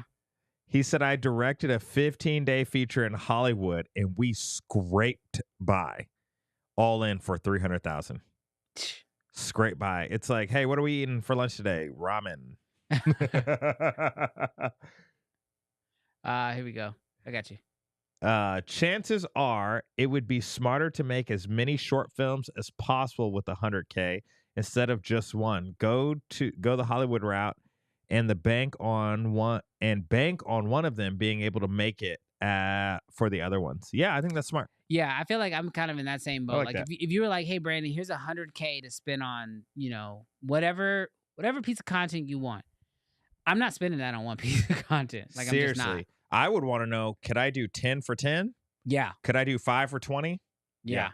That's exactly. Because the other thing is like, as you do like the 5, as you do 20 for 5,000 or you do 10 for 10,000 a pop, you're like that last one, you're going to be so good at it. Oh yeah. Like your 10th one, you're going to be so much better. And again, we don't know what this guy's experience is, but yeah, so a lot of people, I think, are kind of in that same boat. So some of them are saying if they've invested, so what do you say? Where you got one? I can find him. JR Media. I've shot projects for other people at little or no rate, but never funded a big thing myself. Yeah, I mean, that's honestly, I feel like at the phase that, and I don't want to speak for everybody because there's like, obviously, Mike just said he did something in Hollywood. I feel like at the phase that at least I'm at, I'm gonna have to follow the advice of your other friend. I'm gonna have to get rich first before reinvesting money to fund something else. Yeah, I just feel like Logan says you could get one of those Arri Primes. I might want one of those primes before I get that short gear over story, Marcus. Oh my gosh, don't start fighting with Marcus. No, I really do feel like, I mean, it's tough because 100K is a lot of money. Oh man. I am I want to implore that people strive to make their own stuff. 100%. And if you're at a place where you just got 100K to spend on your own stuff, hey, it's all different for different people. This guy might be a doctor. We don't know. But if can we throw in a caveat? If you're asking me if it's worth it. Can we throw in a caveat? Yeah. And this is not meant in any sort of disrespectful way. I can tell you if it's worth it. Disrespectful. No. This is going to sound disrespectful. I would like to see your previous work, and then I'll be able to tell you if it was worth it or not. Because if your past films, if they didn't look very good, I'm going to tell you to save that money. You know what I'm saying? Yeah, I see. Because there's like a piece that it's just like, bro, there are some people that like I would say, oh, go spend that money. And I'm sure he's great. Like, I'm not saying he's bad, but like first, especially as an investor, if it was my $100,000, let me see what you're cooking with. Yeah. Because if your image is on point, if your storytelling is on point, if your editing is on point, yeah, go ahead and spend it, bro. But bro, if 100,000 is a lot of money. All right. We see you. Venezuela is in the building. But calm down. Cake. Is that how you say it? I don't know. But we got you. Cake. All right. Final thoughts. Yeah. How much do you think you would be comfortable? Chat, answer the question. How much do you think you would feel comfortable? Because I'm working on a pitch right now, actually. So I'm trying to think of like how much should I be budgeting to make, because I'm working on like a I'm actually working on something right now, and it's something that I want to shoot. Yeah. And I probably am gonna have to fund it myself because it is the first one. Yeah. So well, it's not the first one, but it's gonna be like my first narrative thing that I developed. How much do you think is a safe amount to spend? What do you think? On your own self-funded project. On your own self-funded project. How much do you think is a healthy amount to spend for your first go? Oh, for me? Oh my gosh. I would feel comfortable raising $5,000 personally. Yeah. Not just like my money, but like, because it'd be lower. It was just my money. But like, if I could get enough friends involved and then enough people that believed in it to be like, hey, $200 from you, $500 from you, $1,000 from you, I'm going to put in 1,000, like that sort of deal. Yeah. 5,000. I would feel like if it bombed.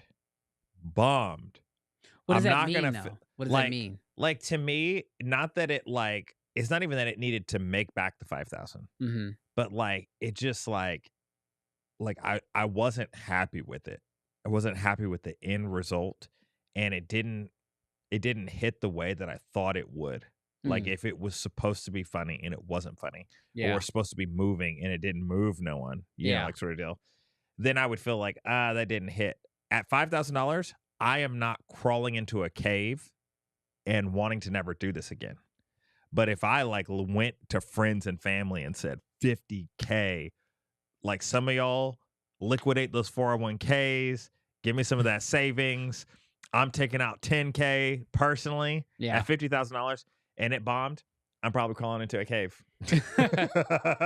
So 5,000 is safe. Yeah. Safe for the first one. Yeah. First one. Yeah, because see, I feel like right now where I'm at is kind of in the same boat. Like I'm at like 5 to 10. Mm-hmm. I'm feeling like 10, but I also have like this like I don't know if you guys like follow other podcasts like I do, but like 50 Cent was Mm-hmm. on a podcast not too long ago, and they were asking him like, okay, should you make a movie or should you make a series? And he was like, make a series. Mm-hmm. He was like, because if you make a movie, you gotta have a star who's gonna draw people to actually want to watch the movie, and you got like just a few weeks to get your money back. Mm-hmm. Plus, you have to like show people a trailer that like makes them want to actually consume the whole movie. Mm-hmm. But if you go with a series, you have the benefit of week to week. Mm-hmm. Somebody sees an episode, another person finds the old episode, they binge the last 2 episodes that were out, the last 3 episodes that were out, and now they're a fan. And you have multiple weeks to kind of earn their trust and, keep them coming back. Mm-hmm. And so right now I'm kind of on this like kick of like, okay, I think I want to do a series. Mm-hmm. And so this idea I've been sort of formulating is a series. Mm-hmm. I think I want to do like a short series, like 5 episodes, Mm-hmm. but I don't know how much to spend for the whole thing / each episode. Does that make sense? 100%. And so like, of course, I'm calling in all the favors. You'll be there. like I'm coming to the You're chat. volunteering. Chat.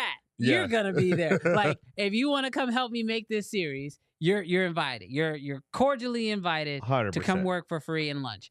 Like everybody I want is gonna be there. And I'm even thinking locations. I'm like, okay, I need a location where I can shoot everything in one location over the course of multiple days to keep it cheap, right? Yeah. Because it's kind of like what you said. If I spend too much money on it and I hate it, or it doesn't go the way I want it to go, if it's too much money, it could break me. Yeah. Seriously. Especially if other people are investing their time, money, energy, and everything into making it too. Yeah. But bro, if you don't spend a lot and you fail, it's like much easier just to like dust yourself off and keep going. For sure. You know what I mean? For sure. So I don't know. For sure. And if not, great BTS content for the YouTube channel. Y'all are gonna see it one way or another. Oh YouTube is one of those ROIs for me. 100%. Mr. Cumber Junkie says he's down. Dude, I appreciate it. Come on out. We're filming. Oh, we're not gonna go to Miami? No, we're filming it here. I just told you it's a tight budget, and most of my friends are here. So, Mr. Camera Junkie, you're more than welcome to show up. Ron is in. I'm building my crew list right now. Yes. Chat. Let me know if you're down. Especially if you're already in Houston. The you want to do it. Dallas, Fort Worth area. Yes, because also things are cheaper here. Airbnbs are cheaper here than they are in Miami. 100%. But yes, so this genuinely is like something I've been like actively working through. Yeah. Trying to figure out how much do I want to spend. Dude, that's so dope. Well, oh my goodness, Brandon, there have been some stupid deals that have been going on. Oh yeah. Stupid deals. So I love Preston's question. He says, you rent an Airbnb and people stay, and you could probably get a bunch of people to come and work. LOL. Dude, that's legitimately my plan. Yes, Brandon. We're going to get here. We're going to get to the deals in just a second. Oh, yeah, for sure. But Preston's point, rent an Airbnb and people can stay, and you could probably get a bunch of people to come and work. Dude, literally, that's my plan. Yeah. So the film series that I'm working on, it takes place in a house. Yeah. And it has to be a pretty big house. Yeah. So I was just thinking the whole crew can just stay at the house. Yeah. Like it's 2 stories. 100%. We shoot downstairs. Upstairs is where everybody can stay. There's a kitchen. I have my mom come in and cook. Like we're keeping the price low. Yeah. Because it will be the first one that we do. And so it's like, keep that price low. But that's 100% the way to go. Brandon says, I'm down. I'll fly from ATL. Bro, dude, appreciate it. You know, we need Machado to come out and light for us. Sam says, I'm down. My uncle's from Houston. Yay, come see your family and come make a dope film with me. Yes. Buddy's in Thailand right now. Just cool. All right. Yay. You know what? Flights work. Hey, real talk. Kofi says he's down. I mean, I could take a look. Real talk. I'm very serious about this. Yeah. Like I'm working on the deck right now. So, dude, that's awesome. I love this community right now. I absolutely love this community. 100%. I just built out my crew list. That's at least like 6 people. Oh yeah. So Dude. Jarrell, you won't be by yourself. It won't just be us. Marcus says, "Can I PA?" Absolutely. Yes. Marcus, you're in. Yes. You're in. Dude, I'm like actively planning to shoot this early next week because the first quarter of the year is always a little slow. Oh yeah. So it's like, hey, this year, like normally January, February is like kind of just slow. I mean, I have my retainer clients; they'll stay busy, but like other stuff kind of slows down. No, Angry Pig Media, we are not using a Canon camera. Canon cameras will be on set. Well, they will probably be on set for BTS. But no, real talk. I definitely want to shoot it on my Reds, but I really want to do this. And oh man, if you could imagine, like the uncensored team shows up. Oh my gosh, could you imagine if we did uncensored from the set? Look at Brendan, bro. What'd he say? From Toronto. I'd love to do some sort of music score if you don't have anyone. I don't have anybody. That's fire, bro. That would be sick. All we had was Artlist. Bro, yeah. Tell me why I've already gone through Artlist and started finding songs that cool. I would like to like. Because when I come up with ideas, music just really helps me. Like, it inspires me a lot. And I like see films through the music. So like, but Brendan, absolutely. Would love to have you do it. Dude, Ron wants to bring his Pixis. Oh, Ron, you got the Pixis? He says he's gonna order it. Oh, okay, I'll order my Pixis for a BK. I was about to say, bro, we need to meet up. He says your Nikon. It's a red. It's a red. He says, hope you pay rent before you shoot in Houston. Those dudes be jacking like crazy lately. What? Yeah, I don't know. I don't know what that means. Oh, maybe if they find out that you're shooting, they'll jack up the price. Oh, yeah, right. But yeah, Brandon, would love to get connected with you. Yeah, let's hit me up on IG, Brandon. Yeah. Hit me up on IG after this. Let's definitely get connected because I definitely need somebody to score. Dude, this is awesome. You guys are the best. Like legit, y'all are the best.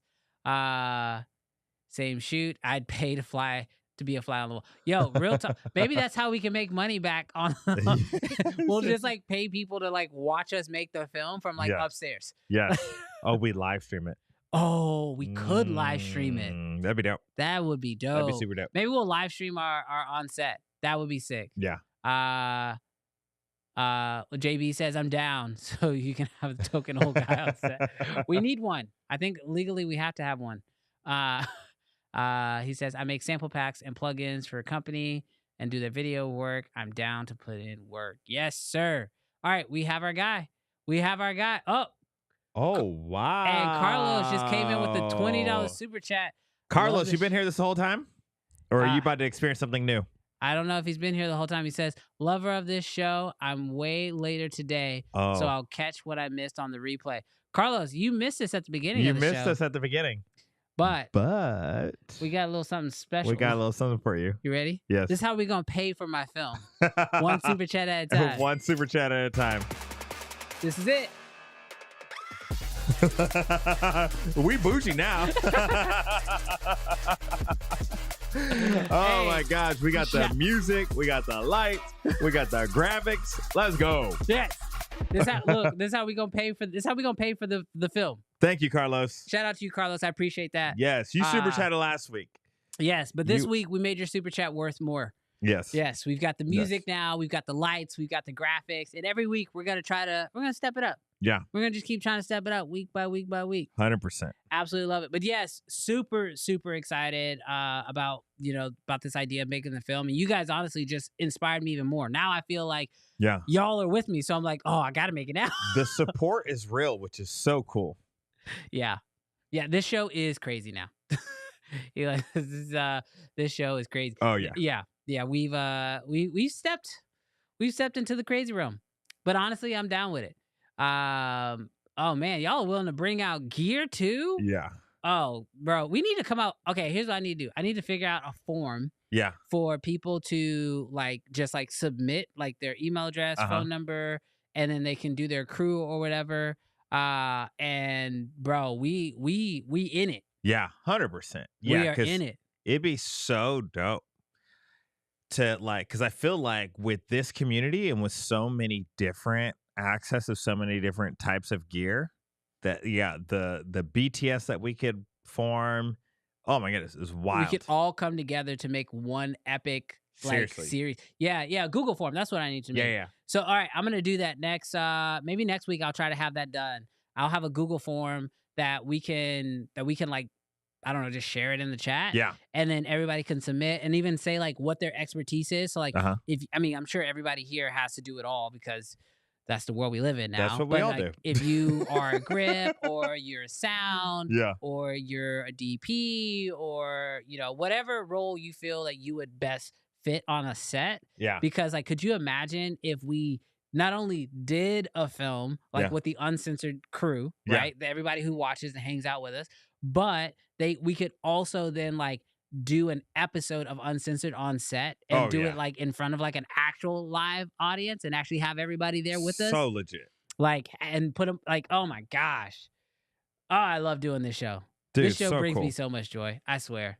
I absolutely swear. Quarterly creative meetups sounds fun. Yeah, Preston, I'm with you. And if every quarter we make a film or we make like a series or something, bro, that could be so legit. 100%. Oh man. This is legit. I'm just trying out. to catch up on all the comments, man. Y'all are so good. Yes. Super, super excited about that. Now, Jarrell, we have another thing that I created for the show. Did you make it? I made it. Is it loaded? It's loaded.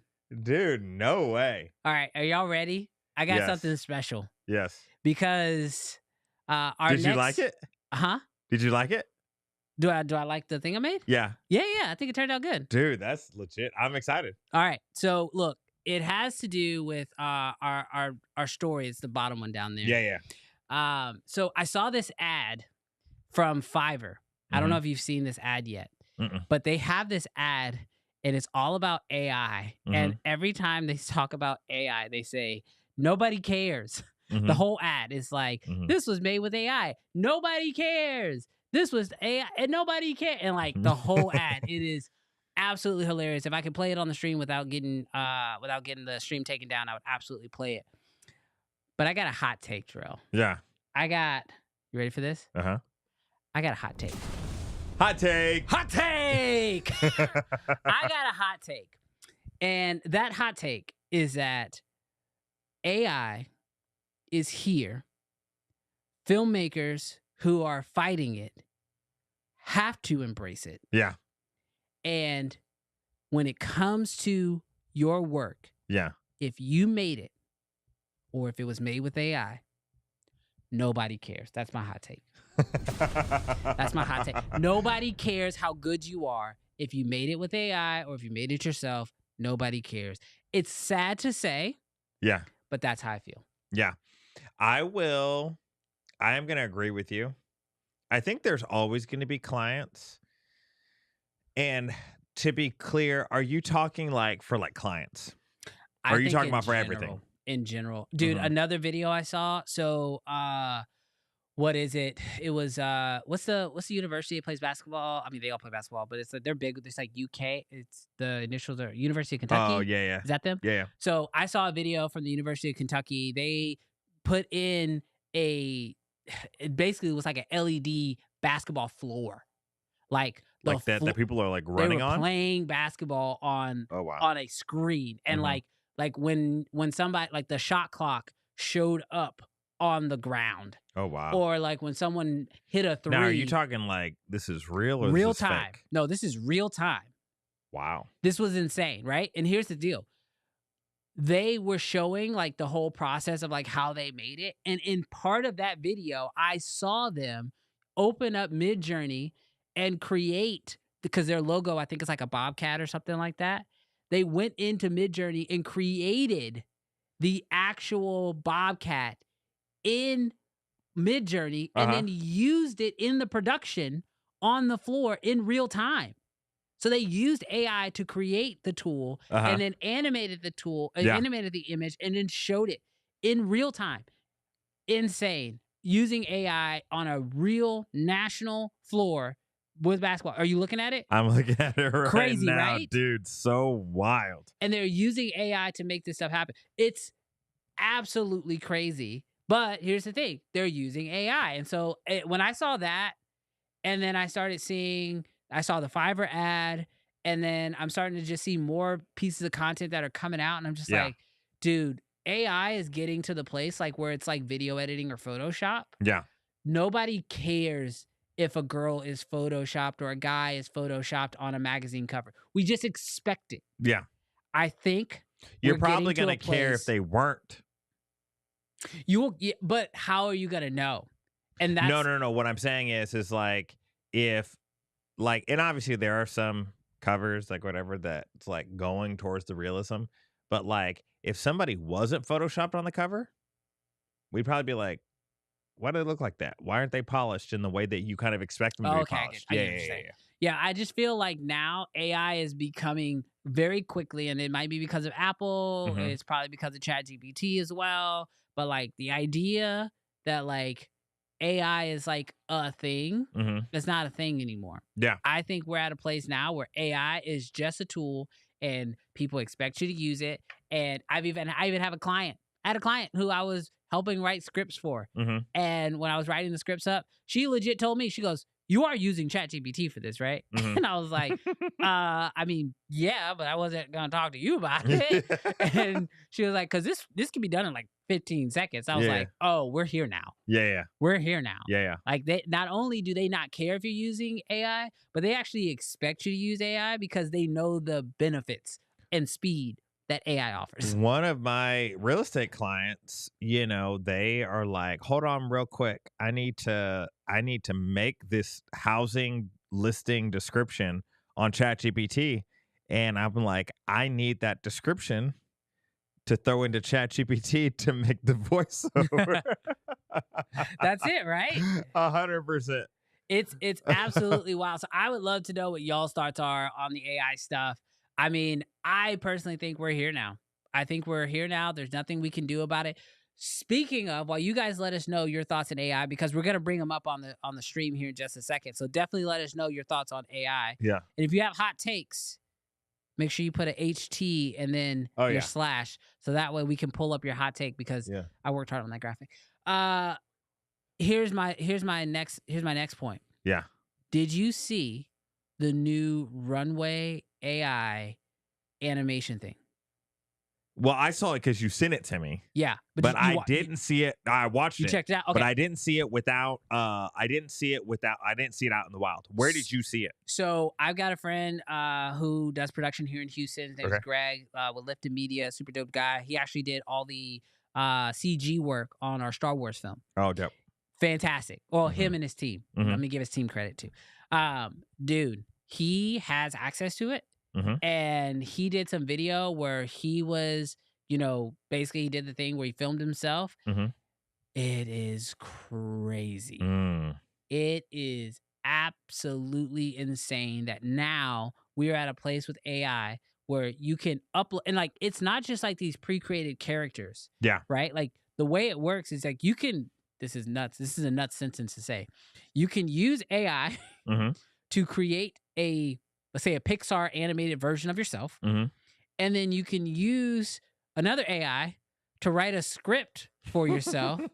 And then you can film yourself delivering that, and then take that video and upload it to Runway AI. And then it will then use AI to take that image of yourself and animate it using your facial expressions and using your lip movements. And literally you can make your own thing now.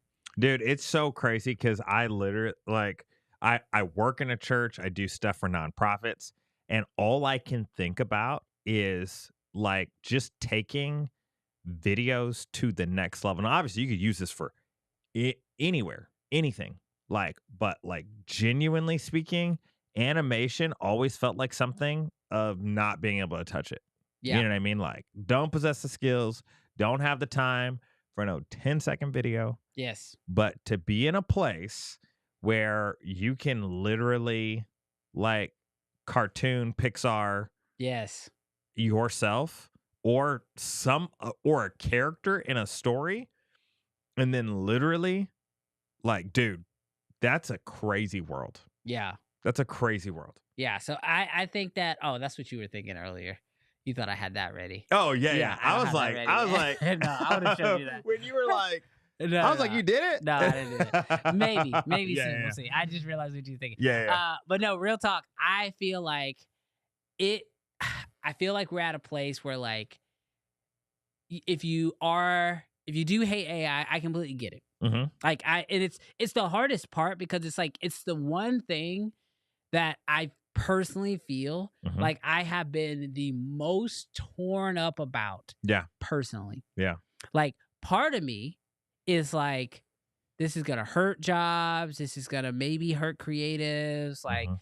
the people who, I mean, because my honest opinion when it comes to like using these AI tools is that like the voiceover stuff. Mhm. I don't think it's gonna completely demolish the voiceover talent because Mhm. you need someone who can actually like if you've ever had a client you try to get to do voiceover Mhm. and they have no inflection in their voice, you're like, we need a professional. You know what I mean? Like you can still know like when bad voiceover work is being done. Mhm. But for most people who are using AI for voiceover, Mhm. those are people who were never going to pay for an actual voiceover artist. Absolutely.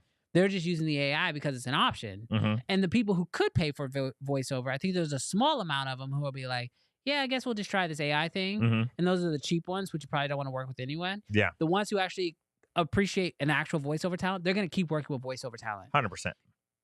Just also from the fact of like, you can go back to that person and be like, can you tweak this? Can you change this? AI is going to be very tough to like work with that on. Yeah. Right. So part of me goes, yeah, AI is going to be a little disruptive. Mhm. And I don't love that. Yeah. But I also, the other part of me is like, I love the possibility that I have now. Because like, for example, let's say I did want to make an animated short. Mhm. I don't know how to draw very well. Yeah. So like the idea of even envisioning Mhm. how I would want that to look and like creating characters and all that, even just a hand to an actual artist and then be like, hey, can you get me something like this? Like that prompting process Mhm. makes it easier to even just get started. You know what I mean? Oh, 100%. Like even with my film or my series that I'm working on, like for the pitch deck that I'm making that ultimately I'll end up sharing with you guys, like I want to make sure that like visually you guys understand what I'm trying to make. Yeah. And that is very clear with what I'm trying to make. Mhm. So that way everybody's on the same page. I can't draw that, Yeah. but I can use AI to help me visualize and show other people what I'm ultimately trying to do. So like part of me loves it.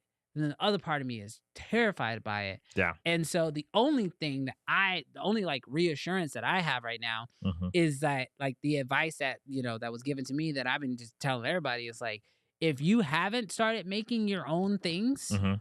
now is the time to start making your own things. Yeah. Because like everybody's going to have the option to try to execute, or everyone's going to have the skill sets now with AI helping bridge the gap. So now it really does come down to like, what's the best idea, Mhm. and use whatever tools that you have at your disposal to bring that idea to life. For a long time, that was cameras, editing software, and then lighting. But Mhm. now there's this other tool, AI, that can help you kind of get there a little bit closer. Yeah, 100%, man. I want to encourage like the people on the stream that are afraid or even maybe anti-AI. Like I do think that having a strong passion and a strong belief can set you apart. Mm-hmm. And so if you're like, man, I'm never using that stuff, then make sure you're standing out in a way and doing something that can't be replicated with AI. Yeah. Like do that. But my real suggestion is literally in this world, you need to be adaptable. Like change is going to come. Like right now it's AI. 5 years from now, who knows? It's going to be some technology. And then 5 years from there, it's going to be like change is the only thing that's guaranteed to happen. And you remaining having the ability to be adaptable, you're going to be able to thrive. You're going to be able to succeed. You're going to be able to adapt. But if you stick your feet down in the mud, you're going to find yourself in a smaller and smaller and smaller niche that's going to have less customers and less people to help pay bills. And so That's going to be my major like deal for you. And then if you're a person that's on like you're using these tools, like I know even for me, it's easy to be complacent. Like I can be like, yeah, I use ChatGPT. Yeah, I use Descript. Yes, I use captions. Yes, I use, like whatever. Like I use these tools. These are the tools that I use. But even for me, it gets really simple to be like, okay, I've got my set of AI apps and to kind of close my eyes off to new stuff like Runway. Yeah. And not really be searching for that new. And the reason why I would suggest even for that group to not become complacent is there is so much money to be made, new ideas that you haven't even thought of because you're not looking. And if you start looking, like, could you imagine like literally offering that as a premium service? Yeah, I mean, within a video, $1,000, $2,000 to animate a person reading a script like that kind of looks like your client or looks like whatever your client wants, and you charge them $2,000 to do that, like whatever that is, and you paid $20 for the month. Like there's money to be made because there's problems out there that we're not solving. That you could step in as an authority and say, I can help you solve that problem because I have a solution. And you could be making money. I'm just saying there's so much money out there to be made. Like, don't get complacent. Yeah. This is not the time to get complacent because the tech is moving fast too. All right, let's go into the chat real quick. Let's see. Carlos says Overstock is running a commercial saying it was created by AI to save customers money. I haven't heard Overstock. That's the they sell like furniture and random stuff. Okay. It's like a Home Goods, but it's like all online. He says, I thought you were gonna go to Stephen A. Smith. Cuss everybody out. Yes. That's what we're laughing about. Let's see what other AI. Mr. Camera Junkie says AI has taken my job to the next level. Dude, I thought he was ending there. AI done stole my job. Now Ron, he's on the opposite side. He says, I hate AI, but I'll use it to stay competitive if that's necessary. Yeah. It is a very hard thing. I hate it and I love it at the same time. Here, let's get that one. Yeah, people refusing to learn AI are like the people who refuse to learn how to email.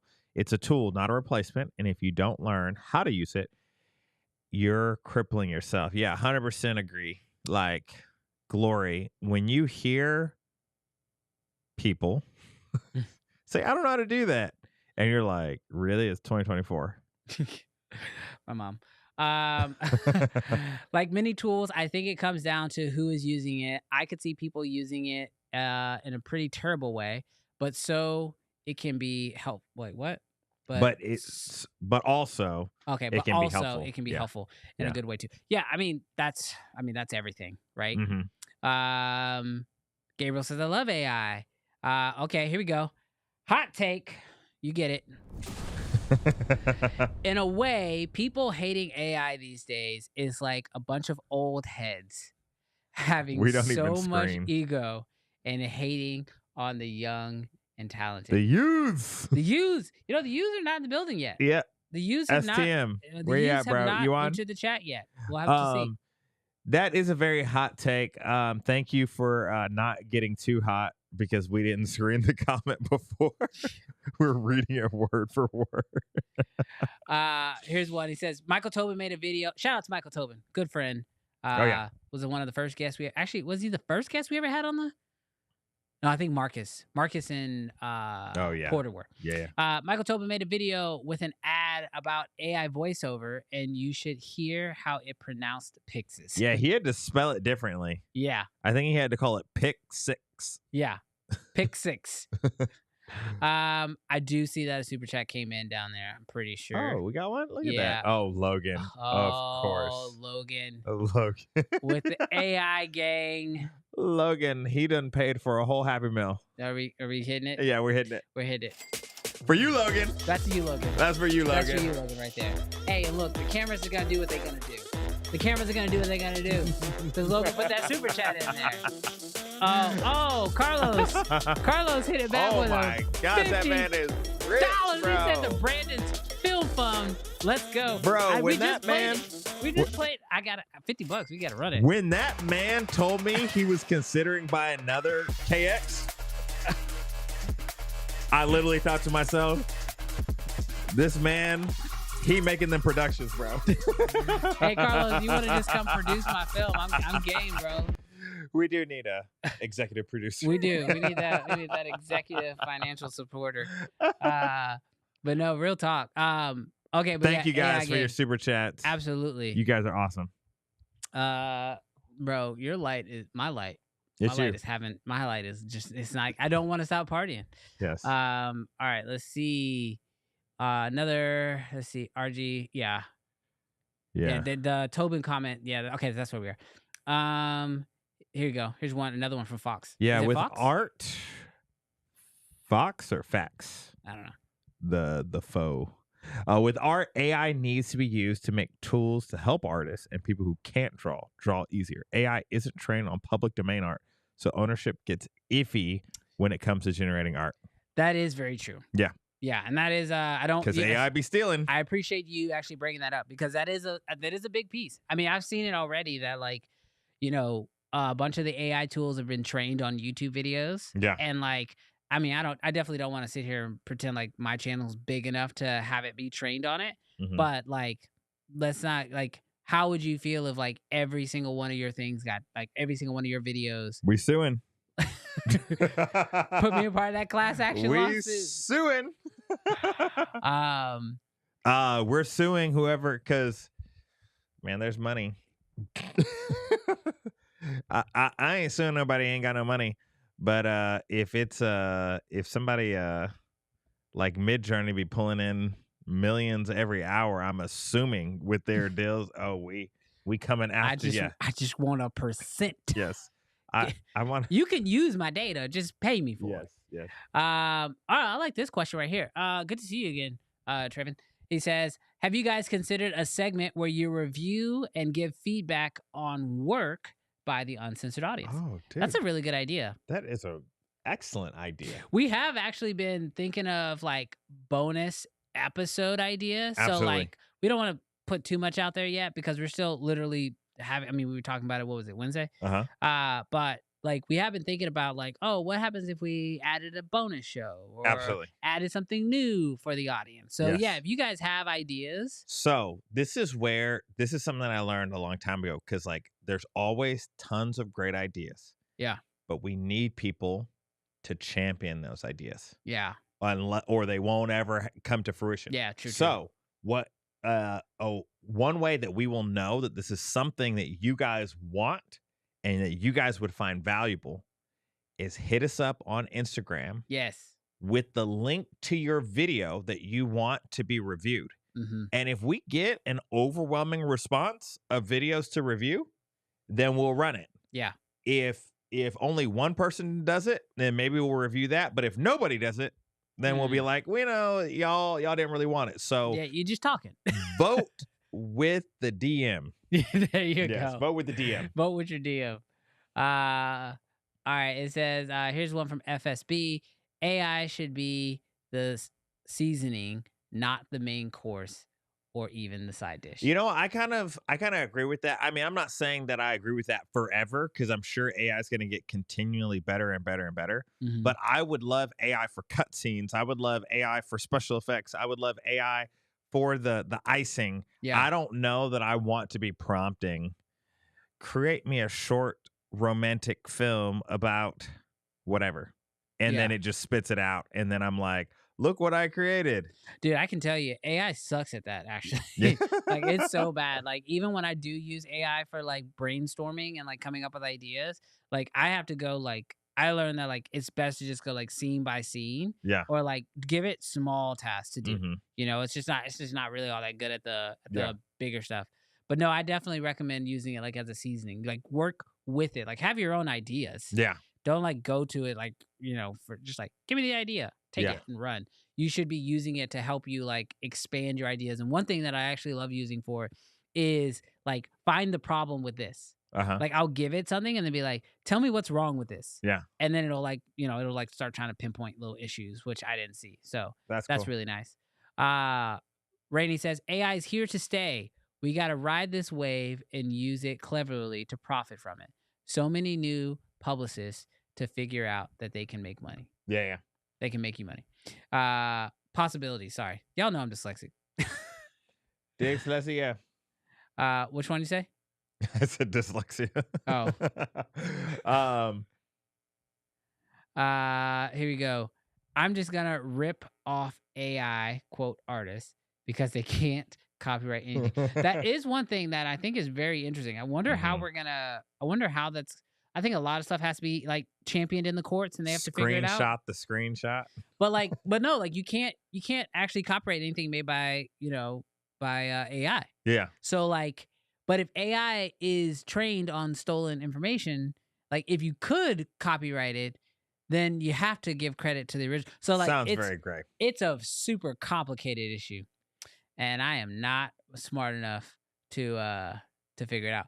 Oh, it's pronounced Fox. Appreciate that. I only write positive YouTube comments when using it. That's so funny. All right, let's wrap this up. Let's see. I'm all in for certain areas of my life, personal finances and email summarization. But when it comes to creative art, I'm a little more old head. But I love the idea of opening up. Yeah, it is definitely one of those. It is definitely one of those deals. Yeah. So like, Brandon, what are some like quick ways that you're using AI tools right now in your creative? Sorry, say again. What are some quick ways that you're using AI in your creative stuff? So I'm dyslexic. I already said that. So every email or anytime I have to write something that another person is going to read, I run it through AI every single time. That's never going to change. Yeah. I also use AI for all of my captioning and transcribing of videos. It's just too time consuming to do it myself. So I use the Captions app or I use Descript.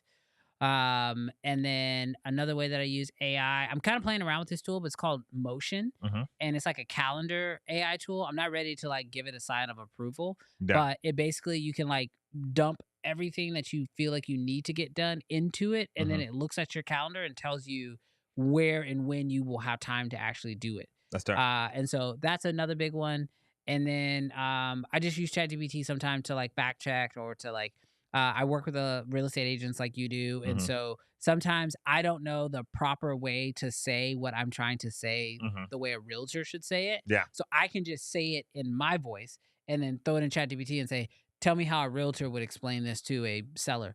Yeah. And then they will spit it out. And then I can send that to my real estate client and they'll love it. Yeah. So ChatGPT helps me understand industries that I don't understand and the proper jargon that industry would expect to hear in content. Yeah, no, that's good. Yeah, I'll fill in some things that I know that you use, but I also use like Lightroom and Photoshop, generative fill. I always forget that that's technically AI, but generative fill, I use that I think on every thumbnail. That's so useful to me. And then I'm trying to think of another thing that you didn't say. Oh, the AI upscalers. That one's been huge lately. Yeah, for Magnific, sure. I think it's what it's called. Yeah. But yeah, that's kind of the ones that we do. This is a great comment from Logan, and I swear, it's like they know what we're working on. They already know. They're ahead of us. You know. Logan says membership perks could be fun. Exclusive videos, taking us along for tests, feedback, bro. It's etc.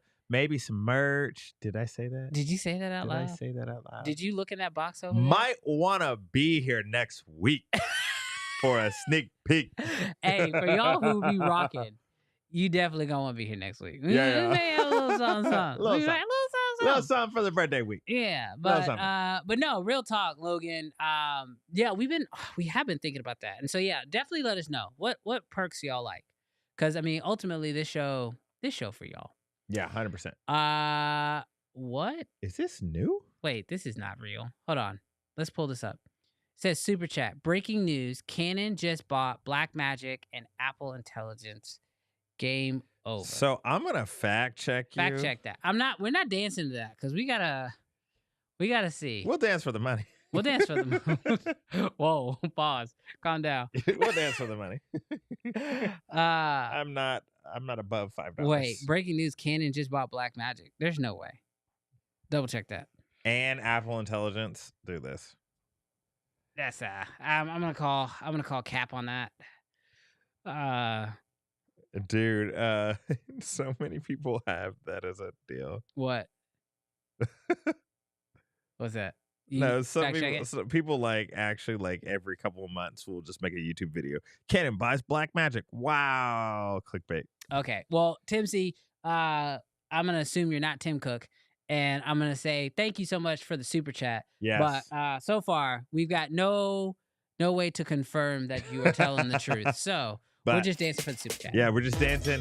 We're dancing for your generosity. Hey, we appreciate it. Yes, thank you, Tim. Thank you, Tim Cook. Oh, yeah, you see, he's Tim Cook. I don't know. I don't know. I get it now. I get it. Maybe. But yo, shout out to you. He says, if you do merch, please, big boy sizes. Yeah, let me know in the chat right now. Let me know what sizes y'all need. Because I don't know. Last time I did the flannels. Yeah. And we never sold the flannels. We just kind of gave them away to a few creators here and there. I got a lot of feedback that I did not do the right sizes. So are we still partying? Oh, you are. Yeah, you're still partying. My bad. I got you. I saw it in the window. I'm like, okay. But yo, yeah, let us know what sizes y'all looking for. Dude, we got some dope stuff. We got some dope stuff. It is looking really sick. I will be rocking the youths. Yeah, fake news. Okay, yeah, I'm gonna call that. Sure. Thank you. Thank you. Clickbait. Tim, don't be coming in here with that nonsense. Keep coming with that money though. Hey, we'll take the super chat, but keep the nonsense. But yeah, no, he says, yeah, super sick. They should only be $10 and up. Yeah, it is probably becoming a bit much. Sorry, guys. The people who are gonna watch this on the replay are gonna just be like, "What is going on?" No, they're gonna grassroots this, man. They're gonna come in next week and have a bunch of $2 super chats. Backpack sizes, please. Oh, that's hilarious. He says, "Don't shirt shame us." Hey, look, no shame, no shade, no shade, no shade. Yeah. No, I literally need to know so we can know what to order. I'll send a DM. But yo, he says I'm 6'5", 325. You know what? You do cannot 5X for everyone. What? You know what's crazy about the picture? Yeah. And maybe it's because the camera's in it. Yeah. But bro, I would not have thought that he was 6'5", 325. Well, you can't see nothing. I know you can't see nothing. But that man's a giant, bro. Yeah, that's that man's playing fullback in Alabama. 6'5", 325. But real quick, shout out to Finland. I've never seen that one in the chat before. Oh yes, Greens from Finland. Tony Kalanen. But yeah, definitely let us know. We are having so much fun with this show, and as y'all can see from the graphics that we're putting in. Yep. From the super chats, from the lighting, we are just gonna constantly keep trying to elevate this because legitimately, this is like, I'm gonna say this and like this might be a little I don't know. It's not that controversial. Might be a hot take. Might be a hot take. Might be a hot take. Yeah. I think I enjoy this channel more than I enjoy my main channel. Ooh. Well, you know what's crazy, Brandon? I am sure 100% that everybody on this channel knows that there's the Brandon Washington YouTube channel. Yeah. But just in case you don't know, there is a Brandon Washington YouTube channel. And go check it out. Yes. Definitely go check it out. But shout out to you. Dude, Lumix Gang. Lumix Gang. We got Lumix Gang? Lumix Gang. Lumix Gang. This is like the only time we're going to be like repping Lumix We're Gang. going to get screenshotted right here. I heard Brandon about an S9. Do you heard a lie? But no, real talk. I do love doing this show every single week. I love. See, I told you, Rainey might be new to finding us. Yeah. Oh, there he is. Okay, you guys are new. When do you guys start? This is hot fresh. You guys are great.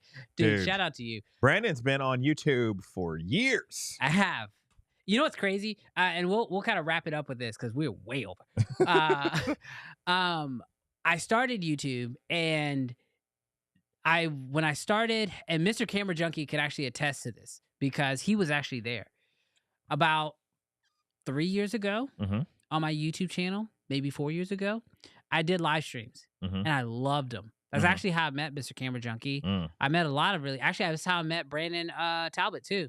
Oh, that's dope. He was on my live stream. Shout out to Brandon. Shout out to you, Brandon. And I used to do this thing where I would let people I didn't even know you back then, but I would let people kind of come on the stream with me and sort of be like my guest on the stream, and I would answer questions. We would talk gear, same stuff. Yeah. Because I've always been obsessed with this. And I loved it. Absolutely loved it. But I was in a stage right then where like it was hard to do consistently. Also, like brands got really weird about live streams. They were like, "Oh, your live streams don't bring any viewership and blah blah blah. You shouldn't do it." And so I listened to all these people tell me that like you shouldn't do live streams. You shouldn't do live streams. Yeah.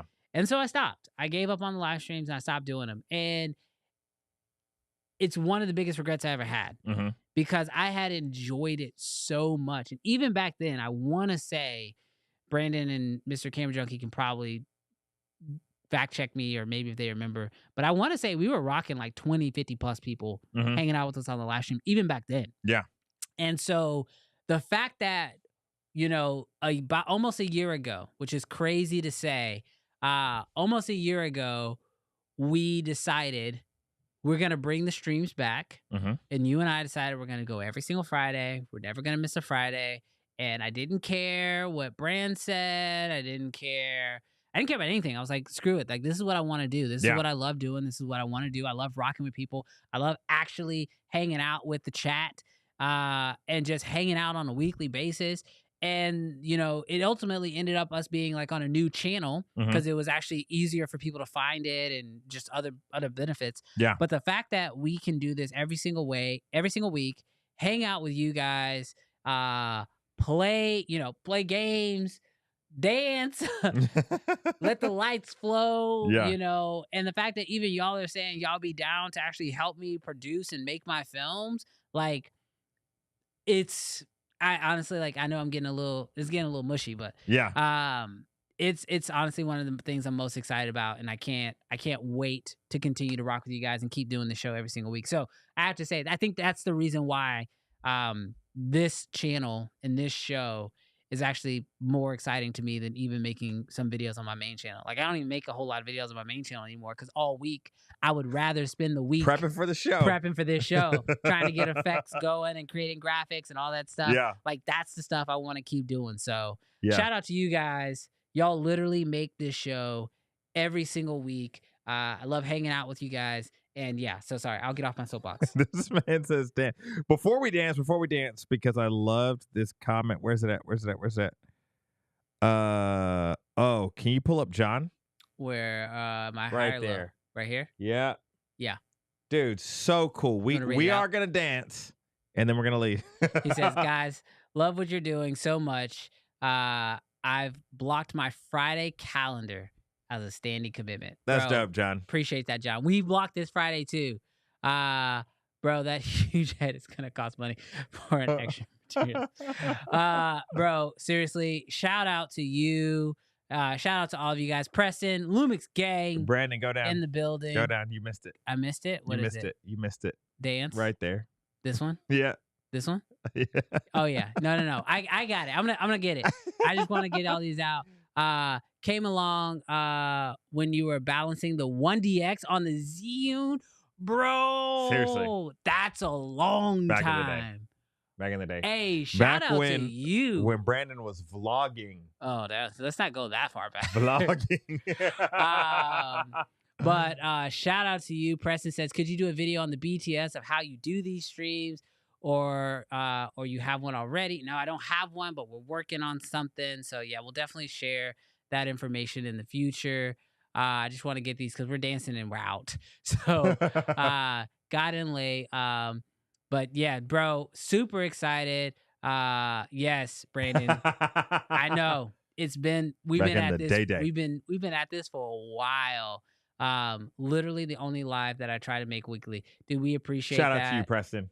He says, if you need another Raptor or KX or glass or body, I'm in. Carlos is in. Bro, Double Raptors. Bro, we're going to have the most high-end production deal. I'm already committing Brandon Talbot's KX. Yes. Talbot, you're in. You got to show up. You're in. You have been voluntold. Love what you guys, Rady says, love what you guys are doing. I'm glad I found Uncensored. This is going to be good. Dude, we're happy you're here. Shout out to you, FSB, who's been rocking with me, obviously, for a long time. So as he says, I'm going to put the computer up. We're going to go out on one last Gundam style. one last super chat for the day. Shout out to you guys. Don't give no more. Hey, we're done. We're done. But shout out to you guys. You guys absolutely make the week worth having. We love hanging out with you guys on a weekly basis. Thank you so much. And of course, we will see you guys next week. Bro, another dope live stream. Any last words, Jarrell? Peace. Peace out, guys. See y'all next week.